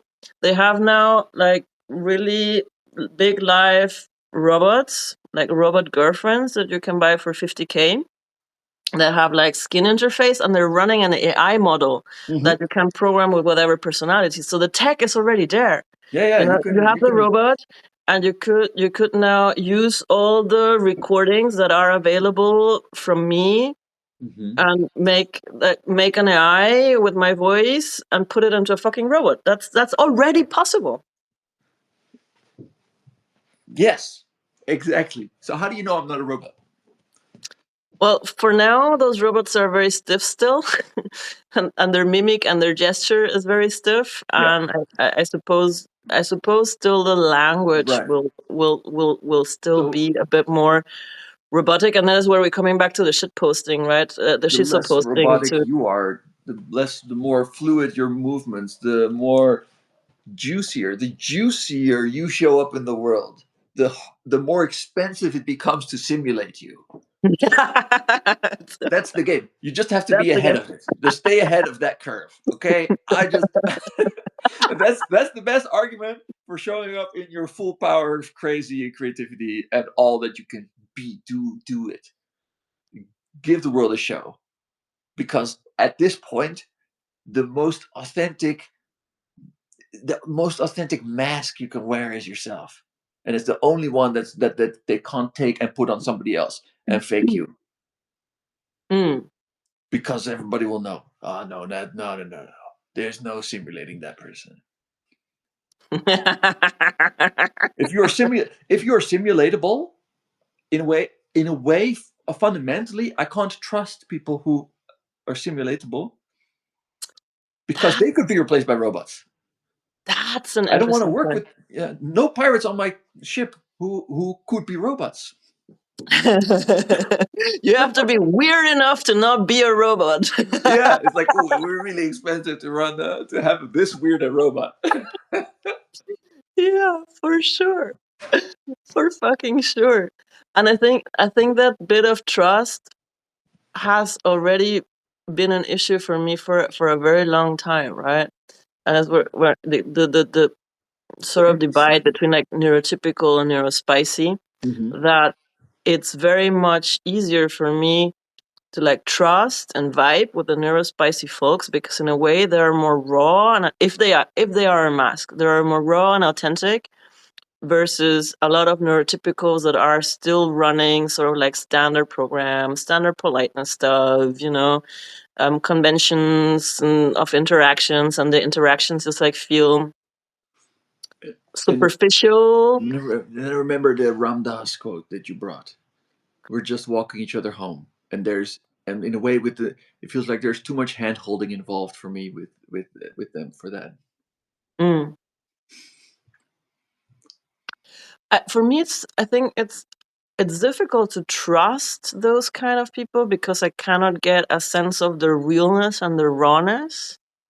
And it's easier to trust the lunatics, and I'm more attracted to hanging out with the lunatics and the mad ones, Hmm. because even though sometimes it's incoherent and unpredictable and difficult, there is just this realness about their frequency. Yeah, but there's something to be said for if you know what somebody's desire is, or maybe if it's hard to know what somebody's desire is. But I'm thinking now still about the NPC meme. It's like people came up with this NPC meme, but we're about to experience the NPC meme in reality, or we're about to at least need the NPC meme as a serious thing. It's very unserious to already think that there are real NPCs just because people got the vaccine or whatever. But we have to keep in mind that yeah that this that no, but I'm doing it as a satire. It's I don't really want to end up in that reality, and that's why I'm committed to the solar punk path. So in a way, prepping for this is just to be like, oh, it's that bleak, or to make it tangible of what the risks we are running by a not being our full selves, and B, handing over control of our data to for-profit entities that we don't have ownership of. This is Mm-hmm. a this is a like almost a crime against humanity, like a failure. It's a moral failure to hand over the future uh, to the oligarchy. It's not the your soul won't get away. You will not get into heaven. Like, sorry, but if you could have done something else, we're gonna. This is why it's like a karmic choice. There's another series on this dystopic scenario coming up for me. I don't know if you saw that. It only ran 2 seasons and then got discontinued, but I really I, enjoyed the proposition. Dollhouse. I don't Did know, you see that one? but The all the best proposition. ones, all the series that cut too close to the bone, get canceled because, like, So oh, you don't want people to. Ooh, no, no, so no. listen to this scenario. Dollhouse. They invented a technology where they could, and I think we're already close to that as well, where they map your brain and then download the whole of your synaptic data and memories into a hard drive Yeah, yeah. so that your personality gets saved on a hard drive. And then they wipe your brain and they can imprint it with whatever new download personality and skill set, like kind of like Matrix style. Mm-hmm. And then what this company does is that you can make a contract for 5 years to hand over your body as a doll to this company, Mm-hmm. and they pimp you out as, in a way, like organic robots with Yeah. any imprinted personality you want. So like for the rich dudes to like, okay, I want an adventurous girlfriend what I can go hunting with and da da da da da. So Yeah, yeah. you download the print and then you hire that for a weekend. That's wild. And that is really wild. And then there was like this one doll that's sort of like in the Okay, when they keep it in the I'll watch in it. the I'll watch it. yeah, it gets really fucking dystopic because at I some bet. point I they bet. develop this technology where you can like wipe everybody's memory like with a pistol sort Yeah, of yeah. thing. Like in Men in Black. Oh And then nah, also, if you like this, I also recommend Severance. I think it was called. Yeah. didn't hear about that either. No. Oh, watch it. Watch it. It's great. It's about this, like this, but at the office. Like you go to work and you just like whoop. You come out of work, whoop, and then you're like, Yeah, it's the same principle, right? Like robots for hire, and you can yeah, imprint that. Then we become the bioorganic robot that runs just like any AI model you want to have it for a while, and you pimp out your body while your personality is like stacked on a fucking hard drive. yeah. But so this has also crazy. And what I like is reality. Reality is such trip, so amazing, so beautiful. Nature, so beautiful. It's so wonderful to be human. It's the essence. It's epic. It's just epic. There's nothing like it. There's nothing like it in the whole universe, in the whole galaxy. There's nothing. We get a I don't front row know. seat to everything. This is it. Being a human is the loveliest possible experience. What a divine grace to be a human. Yeah, this is really a That's gift. so ironic, right? So my dad used to say also that there's a queue of souls to incarnate on this playground. It's like there's not enough capacity for everyone to get around, so like you have to wait and for to getting a body and incarnate. And then we come here and we get like fucking traumatized in the way of growing up. And so many of us suffer this like I don't even want to be on this fucking planet. It's so hard to be on this planet. So much trauma, so much pain, so much suffering. But there's a queue. I don't know. That's such an amazing concept. That what a crazy. I wish I had heard that sooner. I'm gonna incorporate that. I'm gonna tell people that. That's crazy. I believe it. I believe it. There's a There's a queue. queue to get into this game. There's a queue to get into the game. Yeah. Yeah. And that was the argument my father also gave me for I have to fulfill my role as a biological model so I can give more souls the opportunity to incarnate. No, but I do want to like. But look, if there's a queue right now, I think it's not gonna be just a first come first serve queue. I think it's to each their own queue. I think it's what is your who do you match with queue. So I think that I'm very interested to get to know my children. Mm, yeah, that was an argument my dad made as well, in a way that more advanced souls need also the proper setting and like Startbedingungen to incarnate on Earth and to have a good chance to continue develop at the level they are developing. Mm. Yeah, And then I don't know. I mean, makes it if more we realistic. entertain the starseed paradigm, there would be probably, and this is like my cosmic customer carriages, right? Uh, that there are service positions available where special people, the special ones get recruited into. Like, okay, you want to go down to Earth? Yeah, we have like a contingent of, say, 50,000, 100,000 bodies coming up, but it's a special service mission you have to fulfill. Yeah, yeah, yeah, yeah. Yeah, but I mean, yeah, indeed, indeed, indeed, it is. Yeah, it's all in the game. It's all in the game. That's all. And I'm hearing what you said once, like, I only get sent to Earth in times that are where Like my this. specific frequency is needed, like in these times of transitions, these times of upheaval. I believe that. Yeah, why not? I'm. I feel like I was never surprised about this. I never had this sense of like, oh, I wish I could have had a normal life, but um, instead we were born in interesting times. It's like no, the first time I heard that when I was like a teenager or something like somebody said, oh yeah, the Chinese saying, may be born in interesting times. I'm like, oh, I'm part Chinese.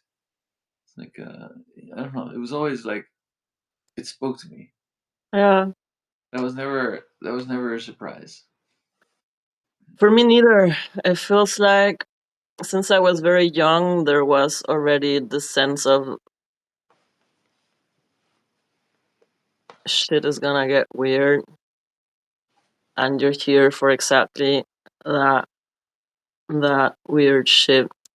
And when I started hearing the discourse about collapse, to be honest, there was not a sense of dread around it, but more a sense of excitement of like, yeah, this is exactly what I came here for, right? To charter the course through collapse, to navigate that, to plant seeds for some new civilization configuration. For that, I'm not quite ready to embrace. I'm at that point I just make music. Then I'm like, oh well, no, I don't know what, but I feel like somehow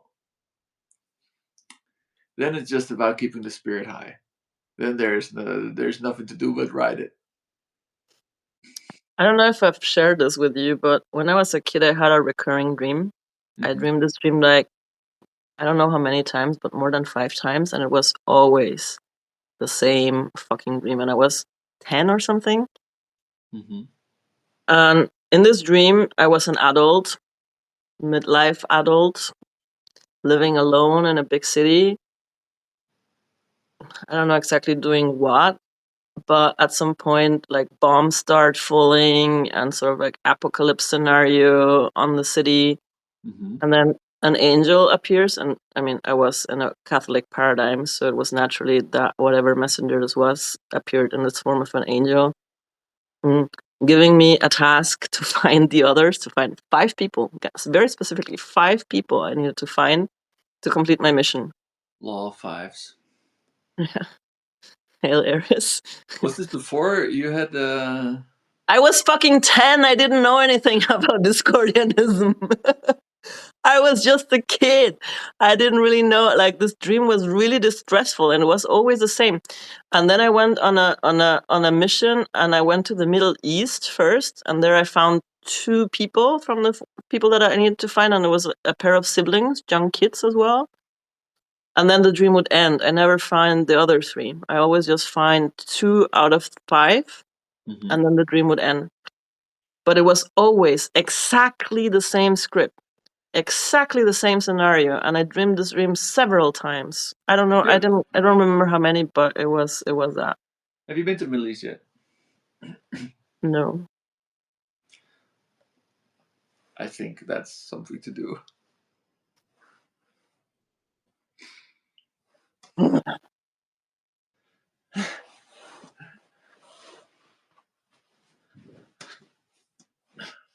And it was some sort of a breakout mission. Like I had to break these two kids out of some massive compound.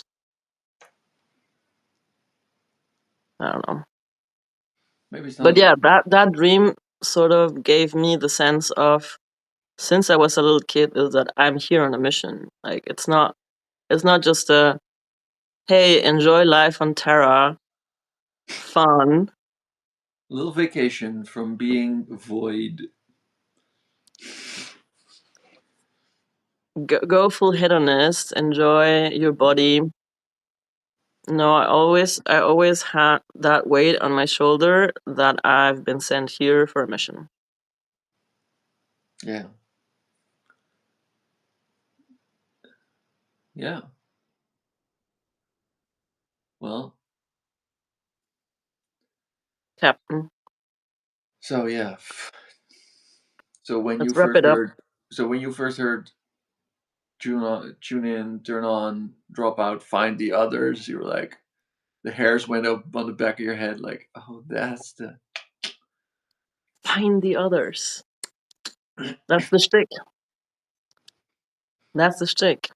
And in a way, I feel I found you. You're one of them. It's unmistakable.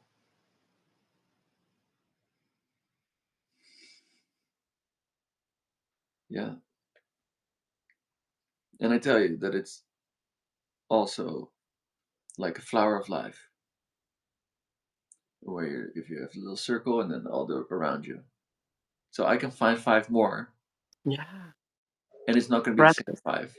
No. Fractals. And Fractals. then you get like a whole network, chuk chuk chuk, Exactly. like that. Exactly. In a way, it's like Dunbar's number. It's like good to be. It's good to spread out. It's good to like get a diverse range of people in your space because we're building a network. Yes. And that's why I don't call like-minded people in, but different-minded people in when I make my call out for people. That's great. Yeah, I Fuck don't need like-minded like-minded. people. I have enough like-minded people right here. And that is what makes this journey so so enjoyable for me, because I mean, look around the crew that you were part of. Yeah, sure, there's some frequencies that match and that are similar, but they're not like-minded people. Like-minded, like also this the need to fill the empty space with like. Oh fuck! It's a mind virus. The like mind virus. Okay, the likes are a glitch. It's like me, where you're really saying when you say like is like me. Like I don't have a word right now, but like me. Be like me. No, like a Or how can I be like it's like you? a give me attention. Keep giving me attention, even though I'm not giving you the answer. Hmm, Uh, not sure about that, no. But mm, I didn't get. I didn't explain it. definitely some sort of glitch and virus. This Hmm. like So we can. Well, maybe it's like a ghost. It's a spook, in this Max Stirner sense. It's yeah, a mind virus. It's a brainworm. brainworm. Yeah. It's an egregore, and you feed it by saying like when you just could have said nothing.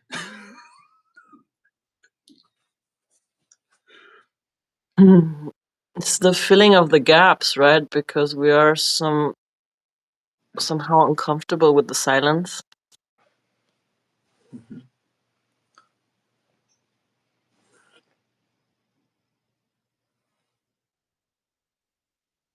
With our own silence, Mm. but we want to be given attention, given the time, and be the one giving an answer. Blah, blah. Okay, I think I'm running out of my. I feel sputtering. I'm out. Yeah, What? I think we've been at it also already long enough that Yeah, we need to wrap it up. yeah, yeah. So, what's the hidden treasure we uncovered today? We're on a mission. That's it. We'll ask the robots. The robots they're getting better at it. They'll give us the. No, no, no, no, But no, this is no, no, genuinely no. This is no. genuinely part of my for me. This is part of the strategy. This has been the part of my strategy all along. This is from the start. Like when I was 20, I realized this is I'm happy to just generate the data, collect the data, and at some point, I'll be able to tell the robot, hey, you know what we're looking for. Cut the good bits. Cut the good bits, and we're halfway there. It's already doing it. I It's mean, already doing it. It just needs to be better at it. it was quite amazing though from our last take. What bits and bytes it cut out and like tagline it and like And it's the the juicy first bits. draft. It's the first draft they made of this, so I fully trust that this is only gonna get better. But as a member of the union, I'm critical. I want it.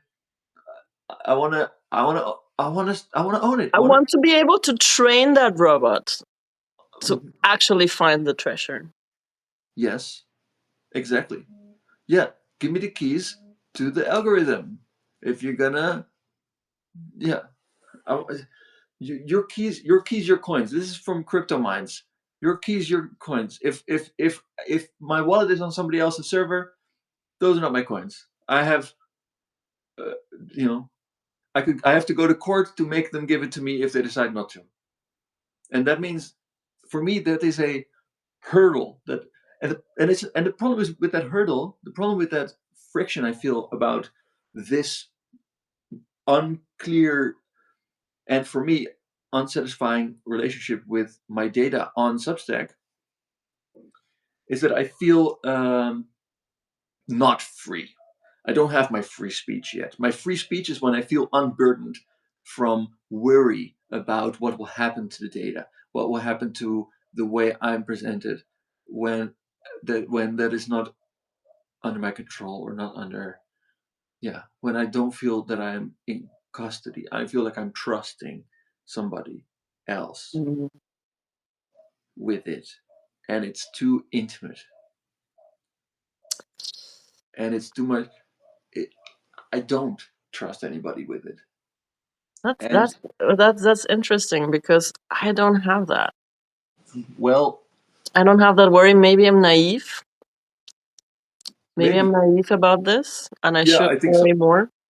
Yeah, I think so. Because I'm operating more like, it's just fucking data between a torrent of data.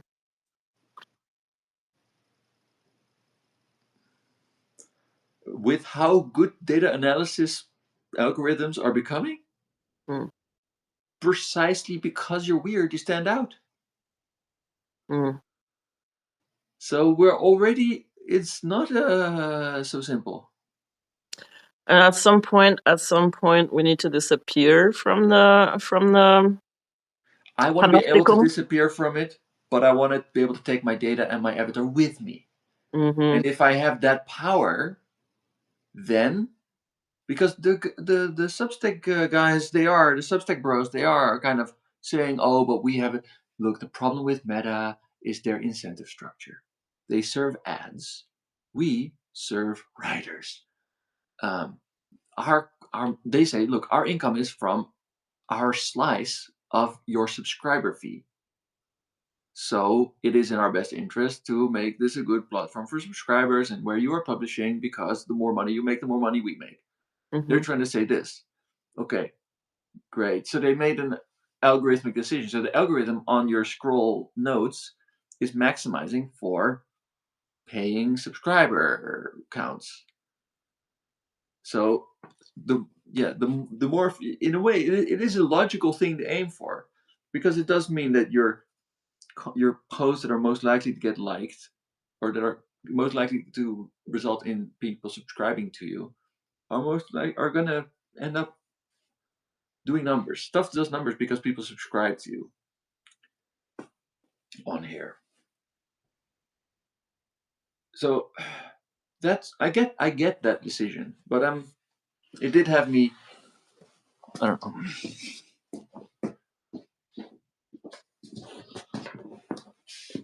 know. I remain cautious about this whole situation. I read a lot of science fiction. Okay, Yeah, maybe that's the thing. My in my order to have brain a is faith not with good my intention. brain is not loaded with too much dystopic science fiction scenarios. Is there any other kind? Like, yeah, no, we are. In Mm. fact, I had a scenario in mind to write one myself, but I didn't gain access to my creativity. I didn't trust myself to make it happen. Well, I would suggest to aim your creativity rather at writing solar punk novels and invest your creative, active imagination magic into those scenarios rather than dystopic scenarios. Yeah, because yeah, I understand it. Yeah, because that's so powerful. That's a power we have, right? Yeah, To to engage our imaginations, create narratives, create words, and the words are spells. narrative is Um, definitely a trigger word on Substack. I feel like everybody's talking about narrative. Everybody's here storytelling in the hopes of doing that. yeah, Yeah. but fair game. I mean, and we need to be doing that. No, that's why I'm glad to be here. I'm definitely, this is feels like this is where a conversation is happening. Like, once there was an excuse to be on Twitter because that was where the conversation was happening, but the conversation happening here is more interesting. Yes. Yes. I feel the conversation here radicalizing me as well. Yeah. Um, because I'm finding more and more people, yeah, speaking the stories and speaking the scenarios that I've been sensing for a while and have only had few people to talk to about, or that were feeling the same way about scenarios of civilization collapse and the urgency to prepare for them. And it's been amazing to And the find joy of that. the joy of that. Like, the Yes. finally, we are all on the same page. We get to reimagine the world. Finally, we get to see. It's like Remember the joke like it's easier to imagine the end of capitalism than it is to imagine the end of the world. No, other way around, but I'm saying it like this. Yeah, because they coincide. It's like we need to arrive at a state of neuroplasticity about our Yes, culture. and that's where chaos comes in, right? Yeah. That's where you need destructive disorder or creative disorder to break the structure, break the filters of perception, jam people out of the mind programs that's keeping them invested in the capitalist narrative. And you need some chaos for that. And this is an opportunity. And when things get chaotic, when things get fluid, we have not only neuroplasticity in our brains, but also like neuroplasticity of the whole system.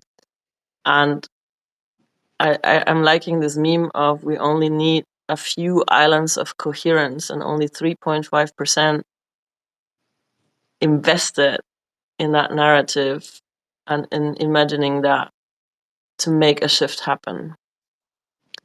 Because once the system dissolves into chaos, there's like fertile ground for rearranging the system, and the system needs to rearrange itself, Hmm. right? Like once the structure collapses, Yeah. So there's no other option than a rearrangement, and we need to yeah. invest in our version of rearrangement. I think the way to do that for now is to surf the waves of chaos. I gotta admit, it's surfing Kali Yuga. What a wild notion. And this name dawned on me when the pandemic started. Yeah, I mean, for sure. That was a moment of, all Yeah. right, like our structures are dissolving. This is it. I was kind of, I was kind of enttäuscht. You thought it That would be that it would be the thing. You kind of feel like you got edged and blue balled about the collapse after as we went back to normal around Corona. I was never fooled. I was never fooled.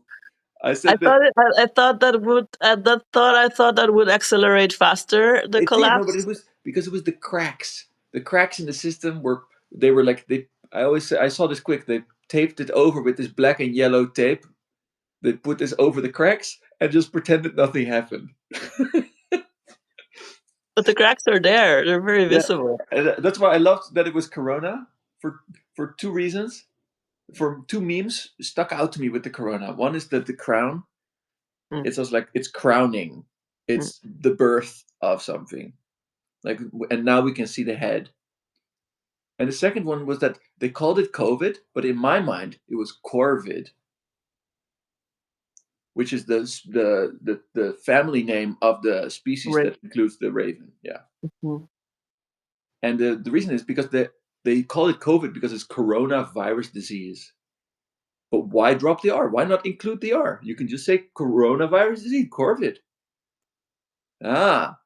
So in a Uh, way, the on the one hand, the either blindness or deliberate blindness to the mimetic potential of the corvid in the naming scheme shows me that the system itself does not understand the meaning of the event or relies on not understanding the meaning of the event and has to therefore avoid it. But it's unmistakable for those who have the ears to hear that this is a corvid, which is a messenger of the gods. It's a call to let you know, hey, the shift of times mm, is here. mm, mm, mm. And this happened, and this same with the corona, with the crowning. It's like clearly a signal that things are changing fundamentally. Yeah. We don't know exactly. The story is not fully mapped out. And Like, it's also when in a way, when I stopped being an activist. I was an activist up until and including during, yeah, up until during Corona, and then I quit Why?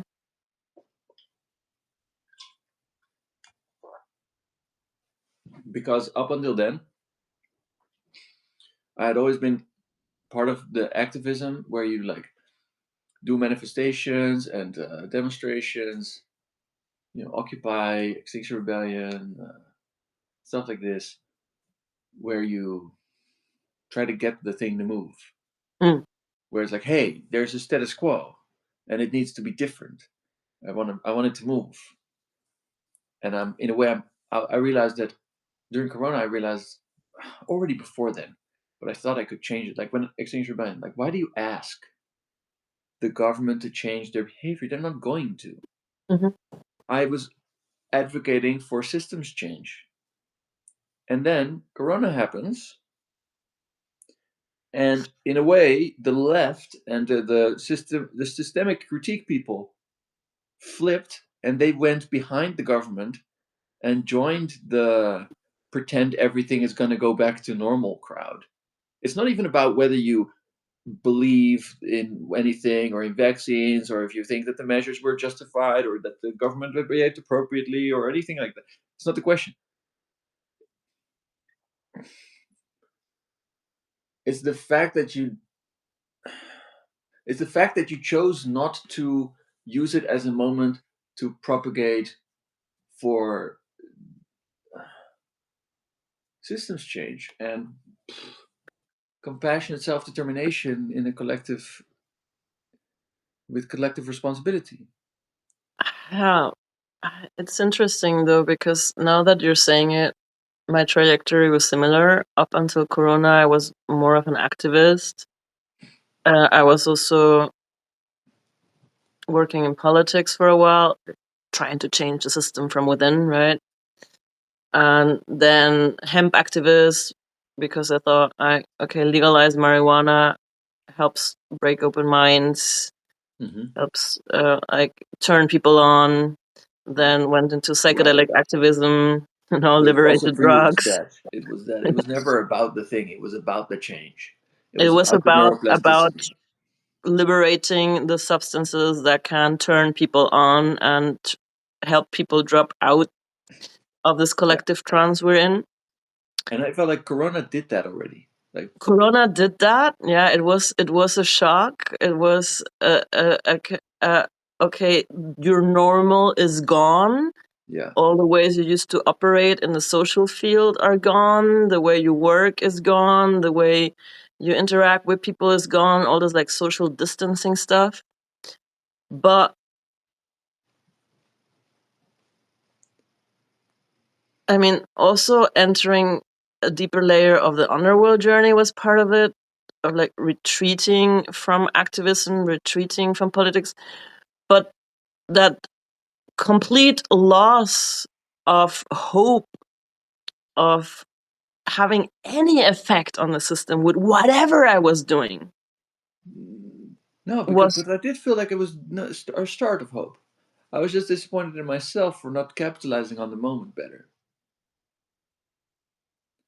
But I realized that no, I've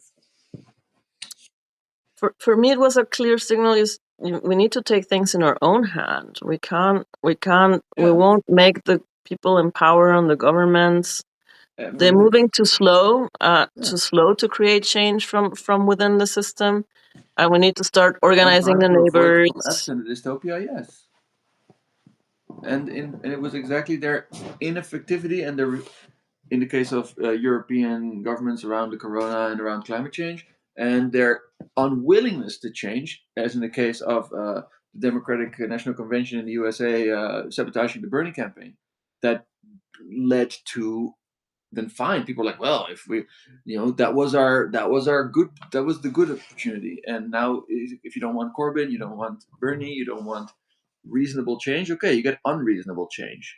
This is the collective decision in a way that was made in the stalemate in the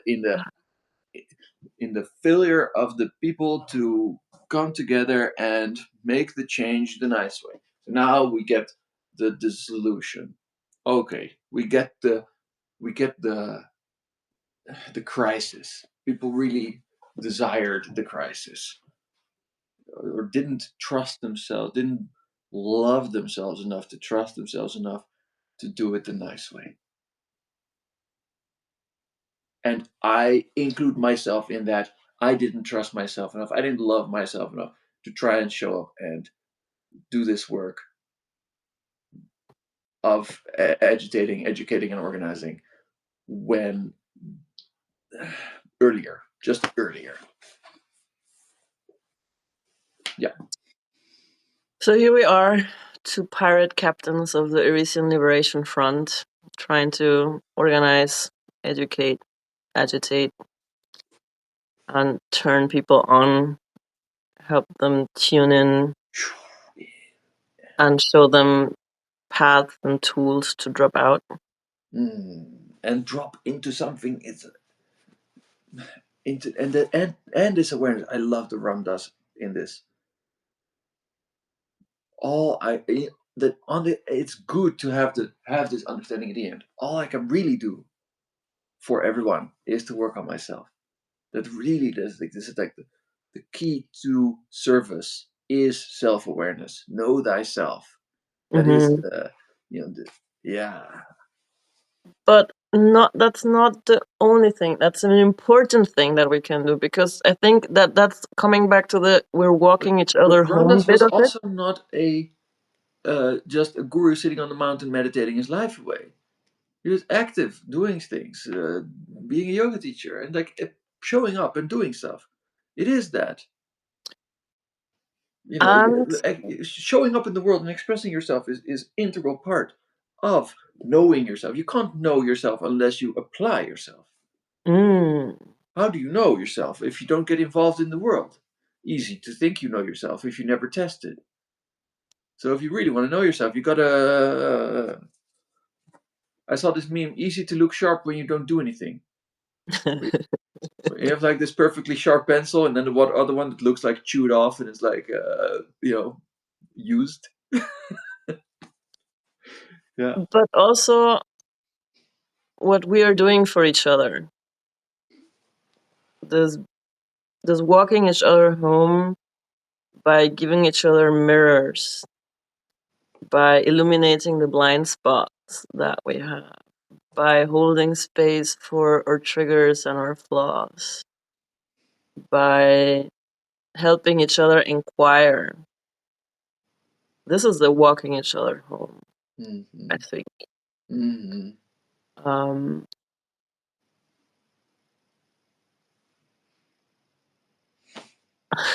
No notes. and for me, this Pipilota journeys, yeah, I'm facilitating, I'm the captain, but I'm also doing my own work. And I'm also going through my own chaos cacao that I conjure. And the waves also hit me when I'm on the ship, and I have to deal with whatever is being brought up and rattled up from my subconscious for me to look at and to integrate and to fuck around with habits and structures. So, big motivation for me to do this journeys is also to have the regular container for me to do the work. Yeah. So I don't slack I feel like this is also at that. that for me. I feel like I think that's a good sign of that you're really on your passion, on your mission. That this is your service. It confronts you with yourself. It's where you experience the most growth. And in a way, I feel like I'm experiencing the most growth in this kind of work of whatever this is with the silly screens and the cameras and the getting to a point where I can communicate clearly the inner landscapes that reveal themselves in hope of be, being born into reality. There's Being something about in like the sense that if you break out of the different filters of perception that you are still conditioned into, the more of reality you get to experience. That's one. And about this waves of chaos as things go into a new shape, that by surfing the waves, I get to be there and participate in the reshaping of it through my conscious awareness and the choice I make to where I focus my attention, what I speak about, what do I speak into the world. Nomen est omen. What do I name? What do I conjure up? What do I spell out? Yeah. The spell crafting, spelling it out. And that's why I think it's very good to keep the focus, indeed, like you say, regenerative, solar punk, forward and together. And playful, fucking playful, because the situation as is serious and dire enough. But if we manage Mhm. to keep that work a bit playful and uplift Yeah. our spirits, because if we're in this fear, vibration, and panic, we also don't have access to higher circuitry and insight and revelation. I'm, So yeah, yeah, very good. Yeah, exactly.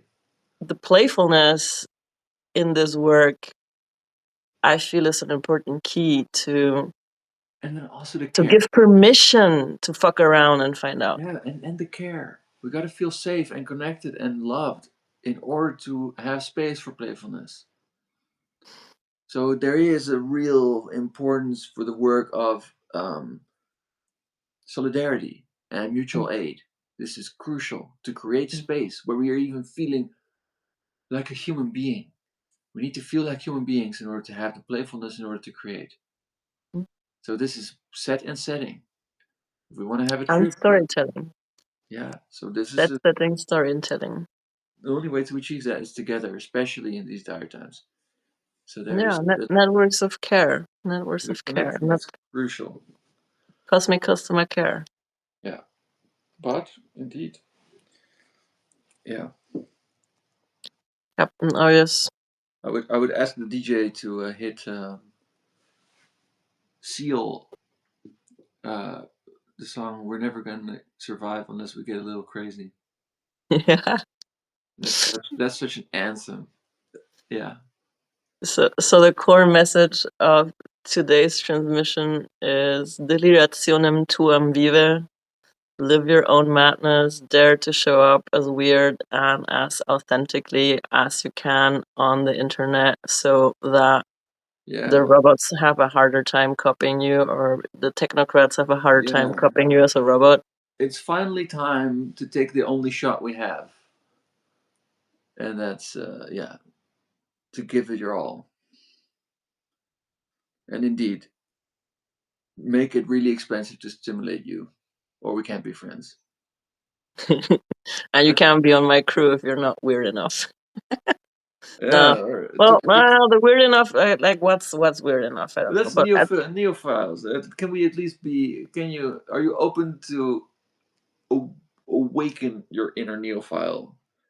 You don't have to already be weird enough. Don't act weird. Just what I mean is, does yourself shine through? Can I tease it? Can I invite it in? Can I somehow?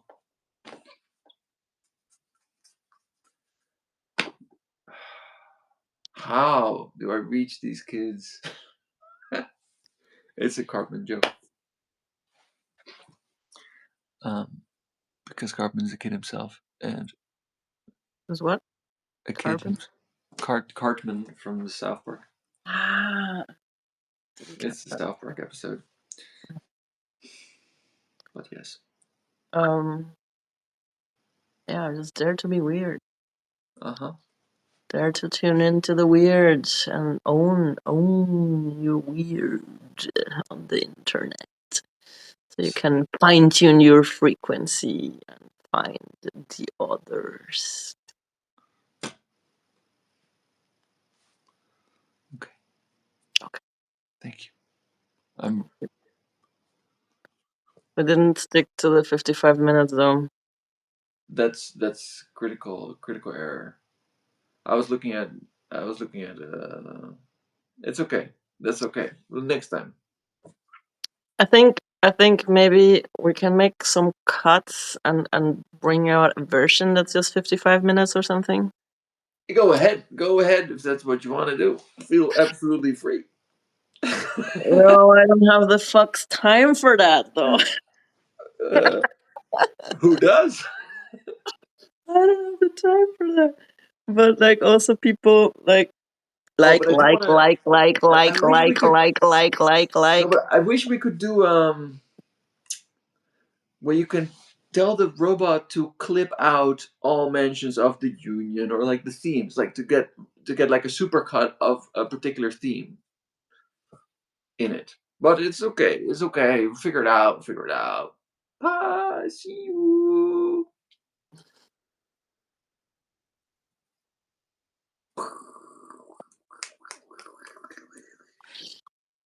Ah.